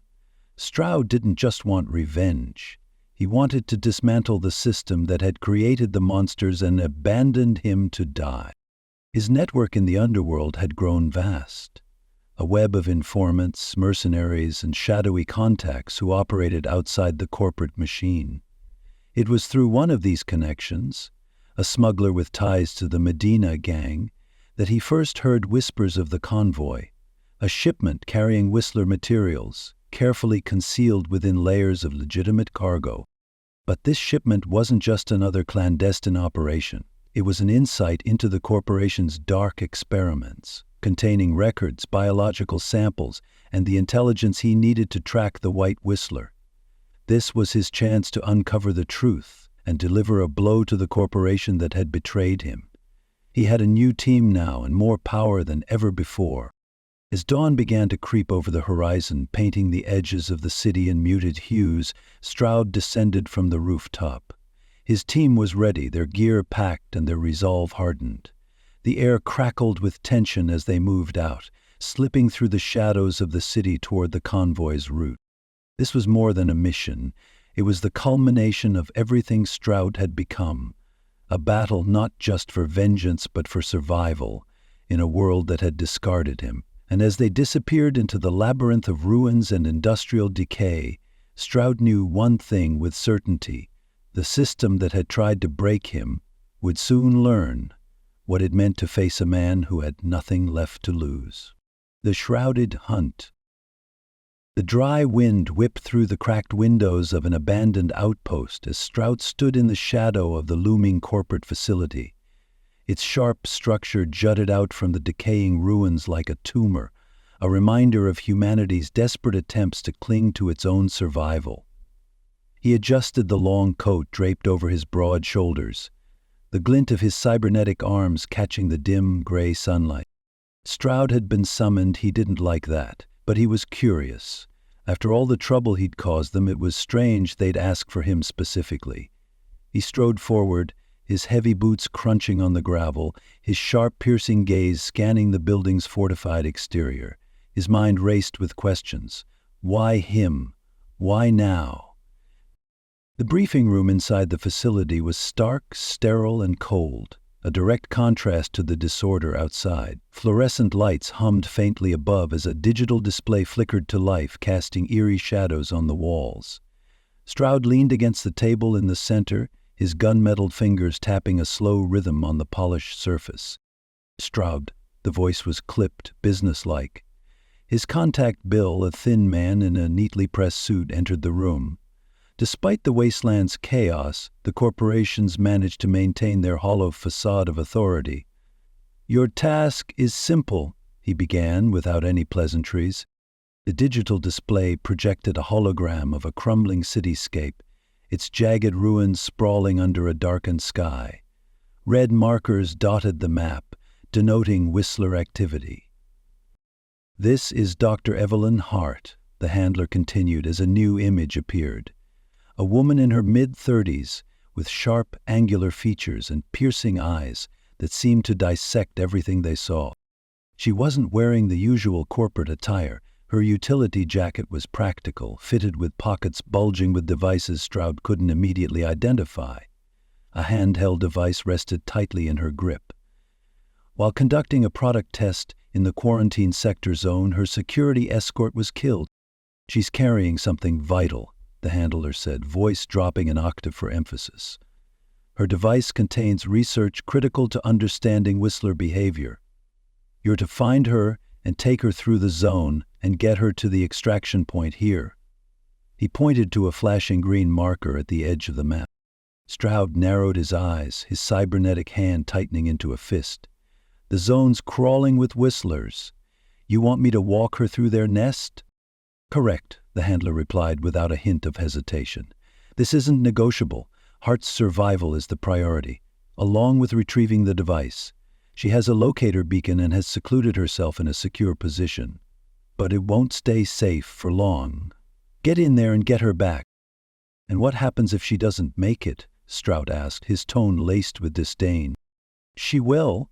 The handler's gaze was steely. "Because you'll make sure of it."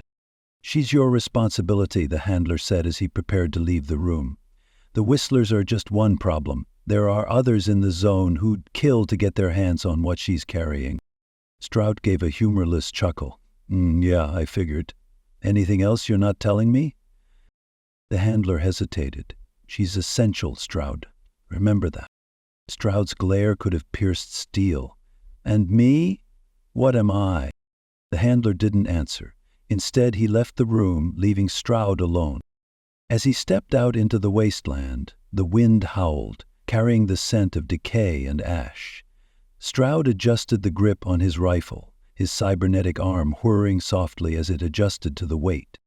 Stroud's mind churned with questions. The ruins ahead were treacherous, the Whistlers unpredictable, and the scientist an enigma. He'd been in countless life-or-death missions, but something about this one felt different. The stakes were higher.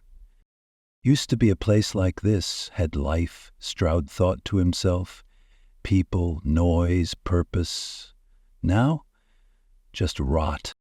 Stroud crouched low against the crumbling wall of a ruined tenement, the faint hum of his cybernetic arms barely audible above the distant whistling that echoed through the decayed streets. The sector was a labyrinth of jagged ruins and rusted vehicles.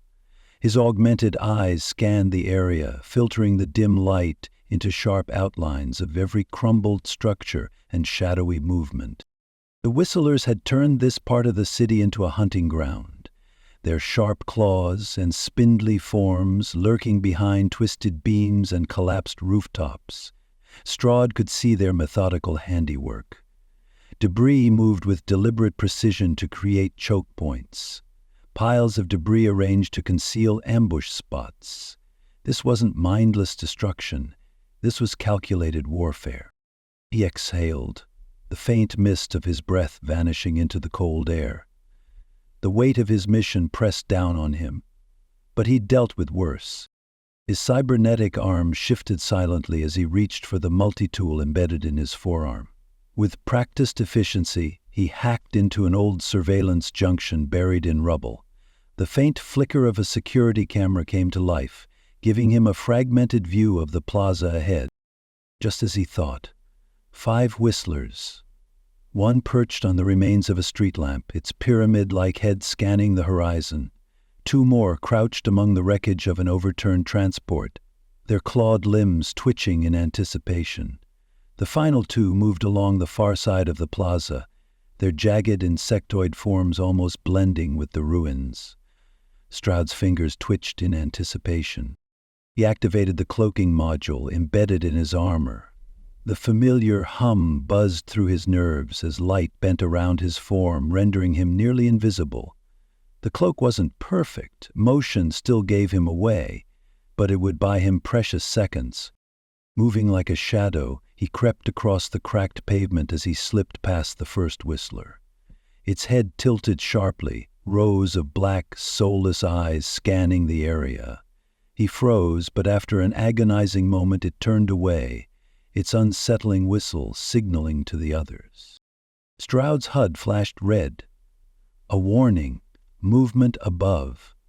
His augmented vision picked up a whistler scaling the side of a half-collapsed skyscraper, its limbs moving with eerie grace. It was circling, hunting.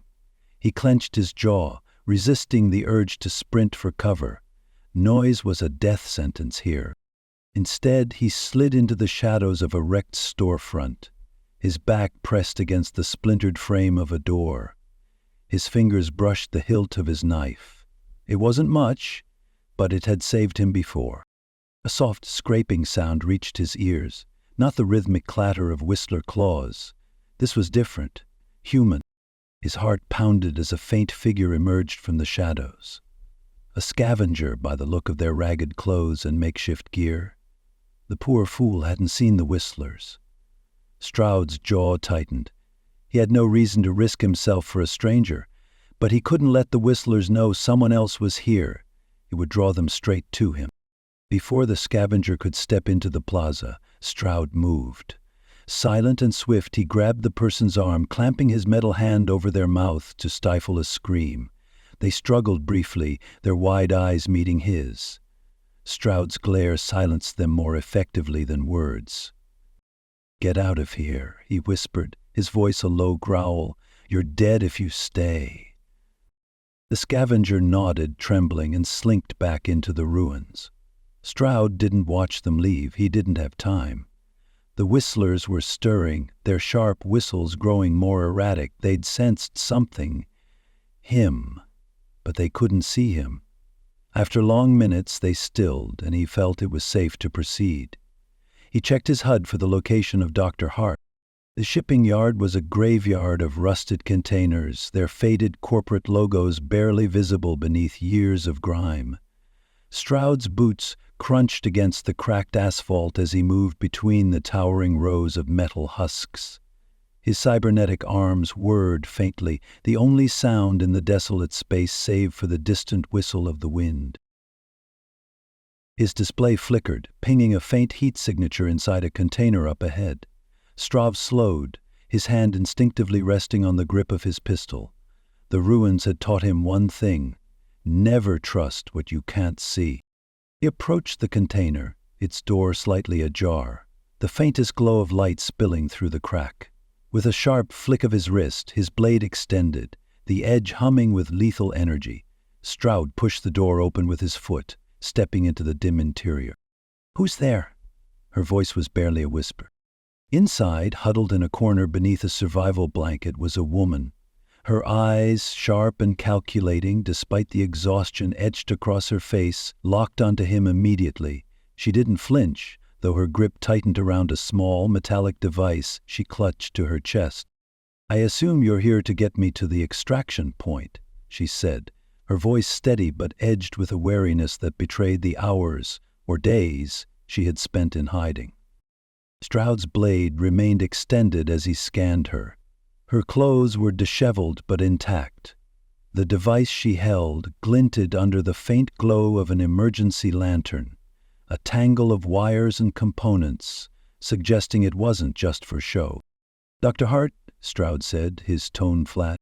She arched an eyebrow, pulling the blanket tighter around her shoulders. "You're not what I expected." "Well, you look exactly like you did in the briefing material," he replied, retracting his blade. "You called for extraction. This is it. Get up." As she passed him, Stroud caught a faint chemical scent clinging to her, a mix of antiseptic and machine oil. She was a corporate type, no doubt about it, but there was something else, a glint in her eye that made him uneasy. Stroud scowled but said nothing. He would get answers soon enough, one way or another. For now, the mission was simple: get her out alive. Whatever secrets she carried would have to wait. The wind picked up as they moved deeper into the ruins, carrying with it an unsettling, faint whistle. "Have you ever seen what the whistlers do to a place?" Stroud asked, his voice low and gravelly. He didn't bother waiting for an answer. "They don't just kill, they hollow it out. People, places, anything with meaning. It's all just fuel to them, and they're getting better at it." Hart glanced at him briefly, her expression unreadable. "Better at what?" "Everything," Stroud replied. "Hunting, adapting, surviving. They're patient, they learn." He gestured toward a distant skyscraper with its upper floors ripped apart, the steel beams twisted like taffy. Hart remained silent, but her grip on the device tightened. The deeper they moved into the city, the more unnerving the surroundings became. Torn metal littered the streets, cut in perfect squares like confetti. Stroud crouched by a piece of twisted rebar, running his fingers over the edges. It wasn't weathered or rusted. It was cut clean. Nearby walls bore scratches too deep and too precise to be random. Not unexpected in this zone. "You notice this?" he called to Hart, standing and gesturing toward the marks. "I've seen it," she replied curtly, her voice tight. Stroud narrowed his eyes but said nothing. The faint, haunting sound of whistling echoed through the ruins. It wasn't loud, just on the edge of perception, but it was there, constant, mocking. Hart's occasional glances over her shoulder weren't lost on him. She was nervous, and it wasn't just the whistlers making her that way. As they moved through a narrow alley choked with rusting debris, Stroud's augmented hearing caught faint voices, a low murmur of human speech. He stopped abruptly, holding up a hand. Hart nearly bumped into him, scowling. "What now?" she hissed. "Quiet," he barked, scanning the shadows. A sudden shout broke the silence, and gunfire erupted from the surrounding ruins. A group of scavengers, dirty and desperate, spilled out from hidden vantage points, their weapons old but deadly. Stroud shoved Hart behind a rusted car and dove for cover himself. "You've got to be kidding me," he growled, firing off a few suppressive bursts from his rifle. The scavengers weren't organized, but they were relentless. Bullets impacted the concrete, and Stroud caught glimpses of their faces, hungry, hollow-eyed, willing to kill for whatever they thought they were carrying. With precise movements, Stroud activated a small drone from his pack. The device whirred to life, ascending into the air and scanning the area. It marked 5 hostiles, 2 of them flanking from the left. Stroud moved like the machine he mostly was now, his cybernetic enhancements making him faster and stronger than the scavengers anticipated. He vaulted over debris, unloading controlled bursts of fire. One scavenger dropped, then another. But there were more. There were always more. "Hart, do something useful," he yelled. Hart hesitated before pressing a button on her device. The hum grew louder, and a pulse of energy rippled outward.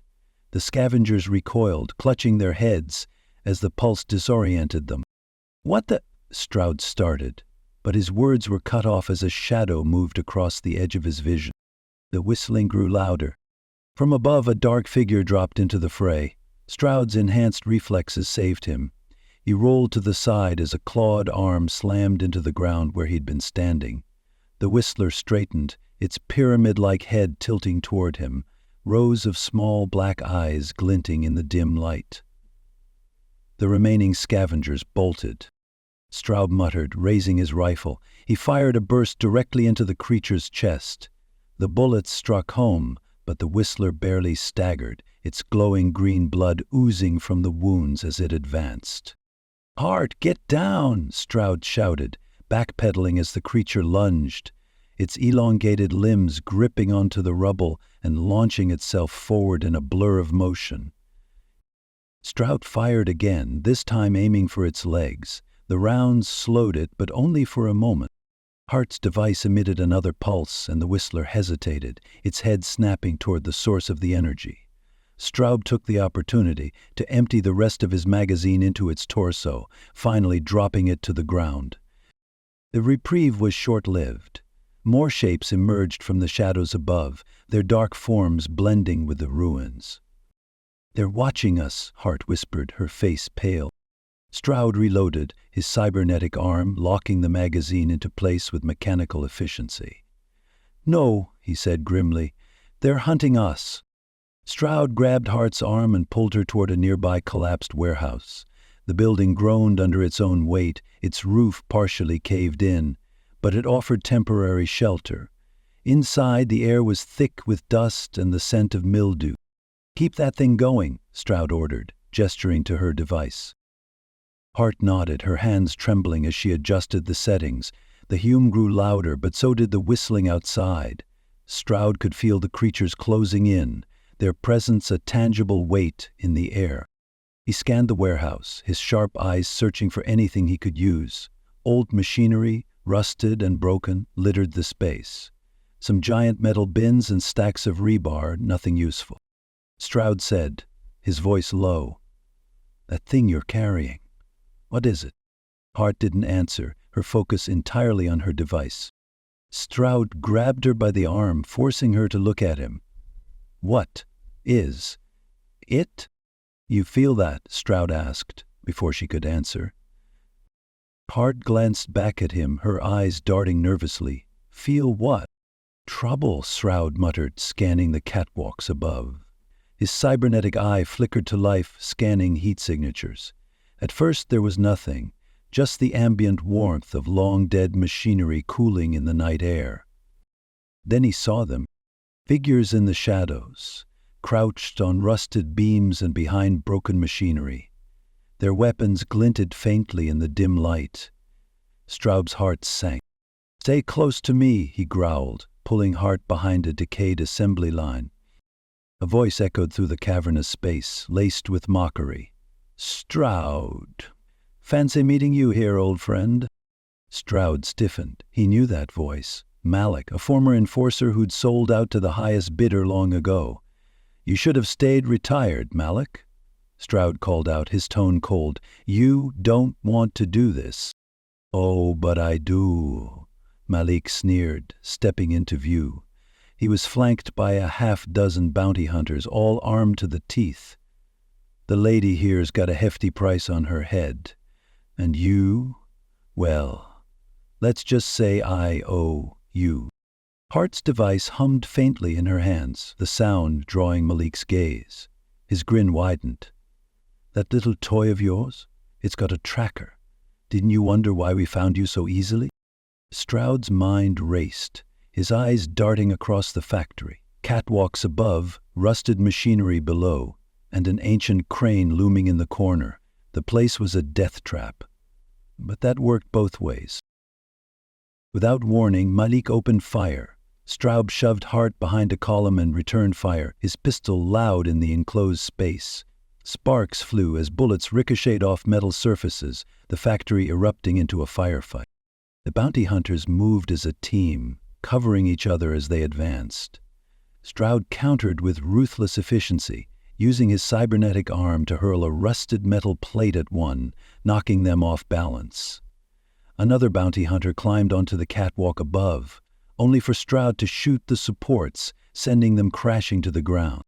Stroud ducked as a volley of gunfire tore through the air. He rolled behind a stack of crates, his enhanced reflexes keeping him one step ahead of Malik's crew. One hunter tried to flank him, but Stroud anticipated the move. He grabbed an old steel pipe, swinging it with brutal force. The pipe connected with a sickening crunch, and the hunter crumpled to the floor. Above, Malik barked orders, but it was too late. He was already the only one left standing. Stroud used a burst of speed to round a corner and get to Malik from behind. He put his pistol to Malik's temple. "You've got one chance," he said coldly. "Why are you really here?" "Someone sent us a mission request and the tracker's frequency. I wasn't interested till I got to the part where you were involved. Couldn't pass that up." Stroud's jaw tightened, his glare shifting to Hart. What was he talking about? Hart hesitated, her hands trembling around the device. "The bounty hunters were a contingency. This is a high-value mission. Corporate wouldn't leave this to just one contractor. It's policy." Stroud's grip on his pistol tightened. "You knew that and didn't say anything," he growled, his voice low and dangerous. "You used me." "It wasn't personal," Hart said quickly, her voice cracking. "You're the best. I needed you to get me through, but I might have need them to get me out."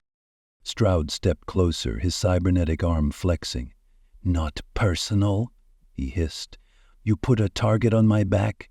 You don't get to call that business." Malik laughed weakly, his voice filled with malice.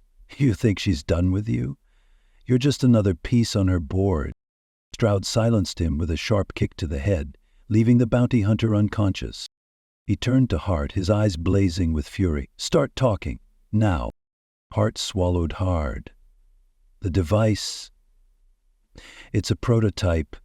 It's designed to manipulate Whistler behavior, repel them, control them, but it's not perfect." "What does that mean?" Stroud demanded. "It means it makes mistakes," Hart admitted. "The signals, it's like music to them. It affects their behavior, but not always how I want. And there's something else." "What else?" Stroud asked. Hart hesitated, her gaze dropping. "It influences their development. Sometimes it disrupts it, causes fatal mutations. Other times, strange things happen. We had a larger device for a field test, but something went wrong. The security team was overrun, and I only escaped because of this smaller handheld device." Stroud stared at her, his mind racing. He wanted to walk away, leave her to whatever hell she'd created, but he knew the truth. Without her device, he might make it out of the ruins alive either. "Fine," he said finally, his voice cold. "We keep moving. But make no mistake, if you screw me over again, you won't need to worry about the Whistlers." Hart nodded, her expression haunted. "Understood." As they left the factory, Stroud's thoughts churned. The Whistlers were out there. Thanks to Hart's experiments, they had a reason to hunt them. The skyscraper loomed. Its upper floors had collapsed inward, leaving jagged steel and shattered glass clawing at the overcast sky. Straub and Hart approached cautiously, the faint whistling emanating from within growing louder with every step. "This is it," Hart whispered, her voice trembling with excitement. Stroud's cybernetic eye scanned the crumbling structure, marking the erratic heat signatures crawling through its darkened halls. "You sure about this? That sound is telling me to turn around and burn this place to the ground." "We need to see this," Hart insisted, clutching her device. Its faint hum sent vibrations through the air, a subtle pulse that seemed to resonate with the strange growths crawling up the walls. Bioluminescent tendrils glowed faintly, casting an eerie greenish-blue light over the shattered floor tiles. "Need isn't the word I'd use," Straub muttered, gripping his pistol. The pair stepped into the structure, their boots crunching against layers of debris and molting organic material. Faint whistling reverberated through the air, a discordant melody that sent chills down Stroud's spine. "This is wrong," he growled, his voice barely above a whisper. Hart didn't respond. Her focus was entirely on her device, its readings flickering erratically. This is incredible. The patterns are unlike anything we've seen before." Stroud scanned the room, his tension rising. "Patterns? I'm more concerned about whatever's making those patterns watching us right now."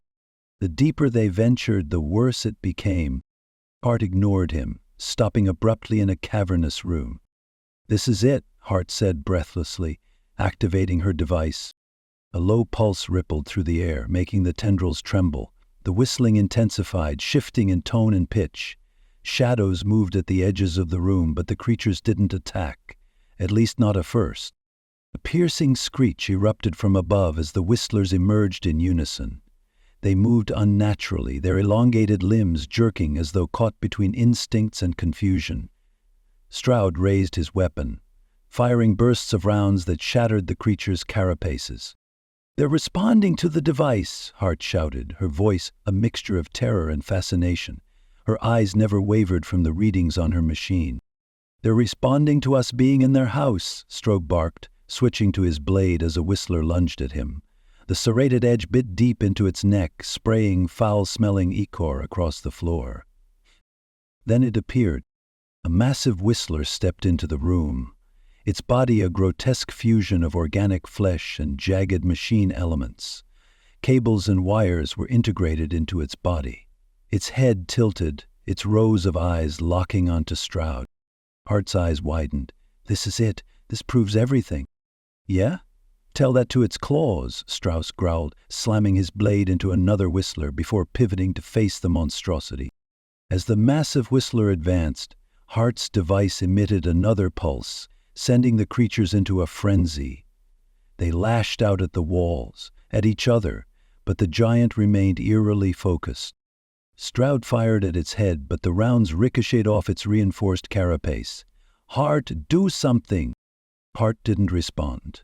Instead, she backed away, her eyes glinting with something Stroud recognized far too late. Betrayal. "I'm sorry, Stroud," she said, her voice cold, "but I need to see how they react to a live subject." "What?" Stroud's anger flared as Hart tapped a control on her device, then ran. The battle was chaos. Smaller whistlers flooded the room, their movements erratic as the massive one coordinated their attacks. Stroud fought his blade, carving through their ranks. One lunged at him from behind, but he grabbed its arm with his cybernetic hand, crushing the limb with a sickening crack before tossing it into another creature. A whistler lunged from the shadows, its claws aiming for Stroud's exposed flank. He spun, his cybernetic arm catching the creature mid-air. With a grunt, he slammed it into a jagged piece of rebar protruding from the wall. Ichor sprayed across the corridor as the whistler writhed, its shrieks piercing the air. The massive whistler swung its arm, its claws narrowly missing Stroud but tearing through a support beam. The structure groaned, dust and debris raining down. The creature spun back, its mechanical claws slashing wildly. Strobe ducked under its swing and drove his blade upward, severing wires and organic tendons. The whistler screeched, its movements jerky as it struggled to maintain balance. The massive whistler lunged one final time, but Straub was ready. He grabbed a fallen piece of metal and drove it into its exposed leg joint. As the creature staggered, Straub leapt onto its back, plunging his blade deep into the glowing core and twisting. The creature convulsed violently, its screech echoing through the nest before collapsing in a heap of broken limbs. As he emerged into the cold, desolate ruins, the weight of Hart's betrayal and the horrifying revelations about the whistlers settled over him. This wasn't just a job anymore. This was war. The extraction point was a crumbling helipad atop a decaying skyscraper, the structure swaying slightly in the wind. The city stretched out below them, a skeletal graveyard of twisted metal and shattered concrete. Stroud scanned the area, his instincts on edge. Hart was already there, calling in for an extraction. She hadn't noticed him.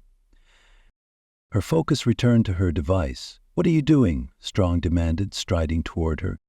Hart didn't look up. "I'm securing extraction. You've done your part. You'll have to see your own way out."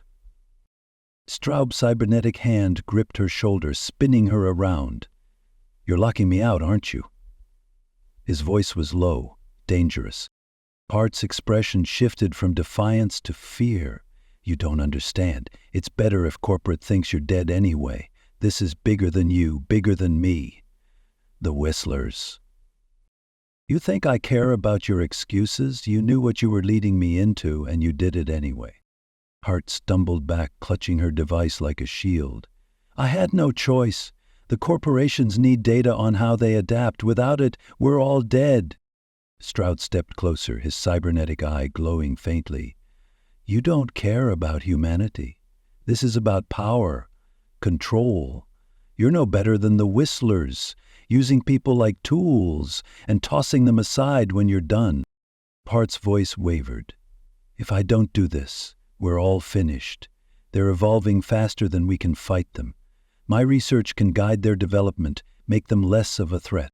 Stroud's laugh was cold. "Guide them? You're playing God with monsters." The helipad shuddered as the massive Whistler emerged from the ruins below, scaling the side of the skyscraper with terrifying speed. Its 3 arms gripped the structure like a spider, and its eyes locked onto them with chilling intent. Hart hesitated, then scrambled for cover as the Whistler lunged onto the helipad. Its weight almost too much for the structure. The creature's first swing nearly took Stroud off his feet, its clawed arm smashing into the ground where he'd stood a second earlier. Stroud rolled to the side, his blade flashing as he slashed at its leg. The metal and chitin combination sparked under his assault, but the Whistler barely flinched. "You're tougher than you look," Stroud muttered, firing a burst from his pistol. The round slammed into the creature's torso, staggering it for a moment. The Whistler retaliated with a swipe that sent Stroud skidding across the helipad, his armor sparking as it absorbed the impact. He gritted his teeth, his cybernetics whirring as he forced himself upright. Hart's device emitted another pulse and the Whistler paused, its head tilting. The creature's movements grew erratic, its limbs twitching as if fighting conflicting signals. "Now's your chance," Hart shouted. Stroud didn't waste time arguing. He charged, his blade aimed for the creature's exposed joint. The impact severed one of its arms, but the Whistler countered with a backhand that sent him sprawling. Blood dripped from a gash on Stroud's forehead as he struggled to his feet, his vision blurred, but his resolve hardened. Using the unstable environment to his advantage, Stroud lured the creature toward the edge. The helipad groaned under its weight, the metal bending precariously. "Come on," Stroud muttered, his voice a low growl. "Just a little closer." The Whistler lunged, its remaining arms swinging wildly. Stroud ducked and rolled, slashing at its legs and forcing it to shift its weight. As it leaned forward, Stroud kicked a rusted support beam, dislodging it, and sending the Whistler tumbling to a long drop below.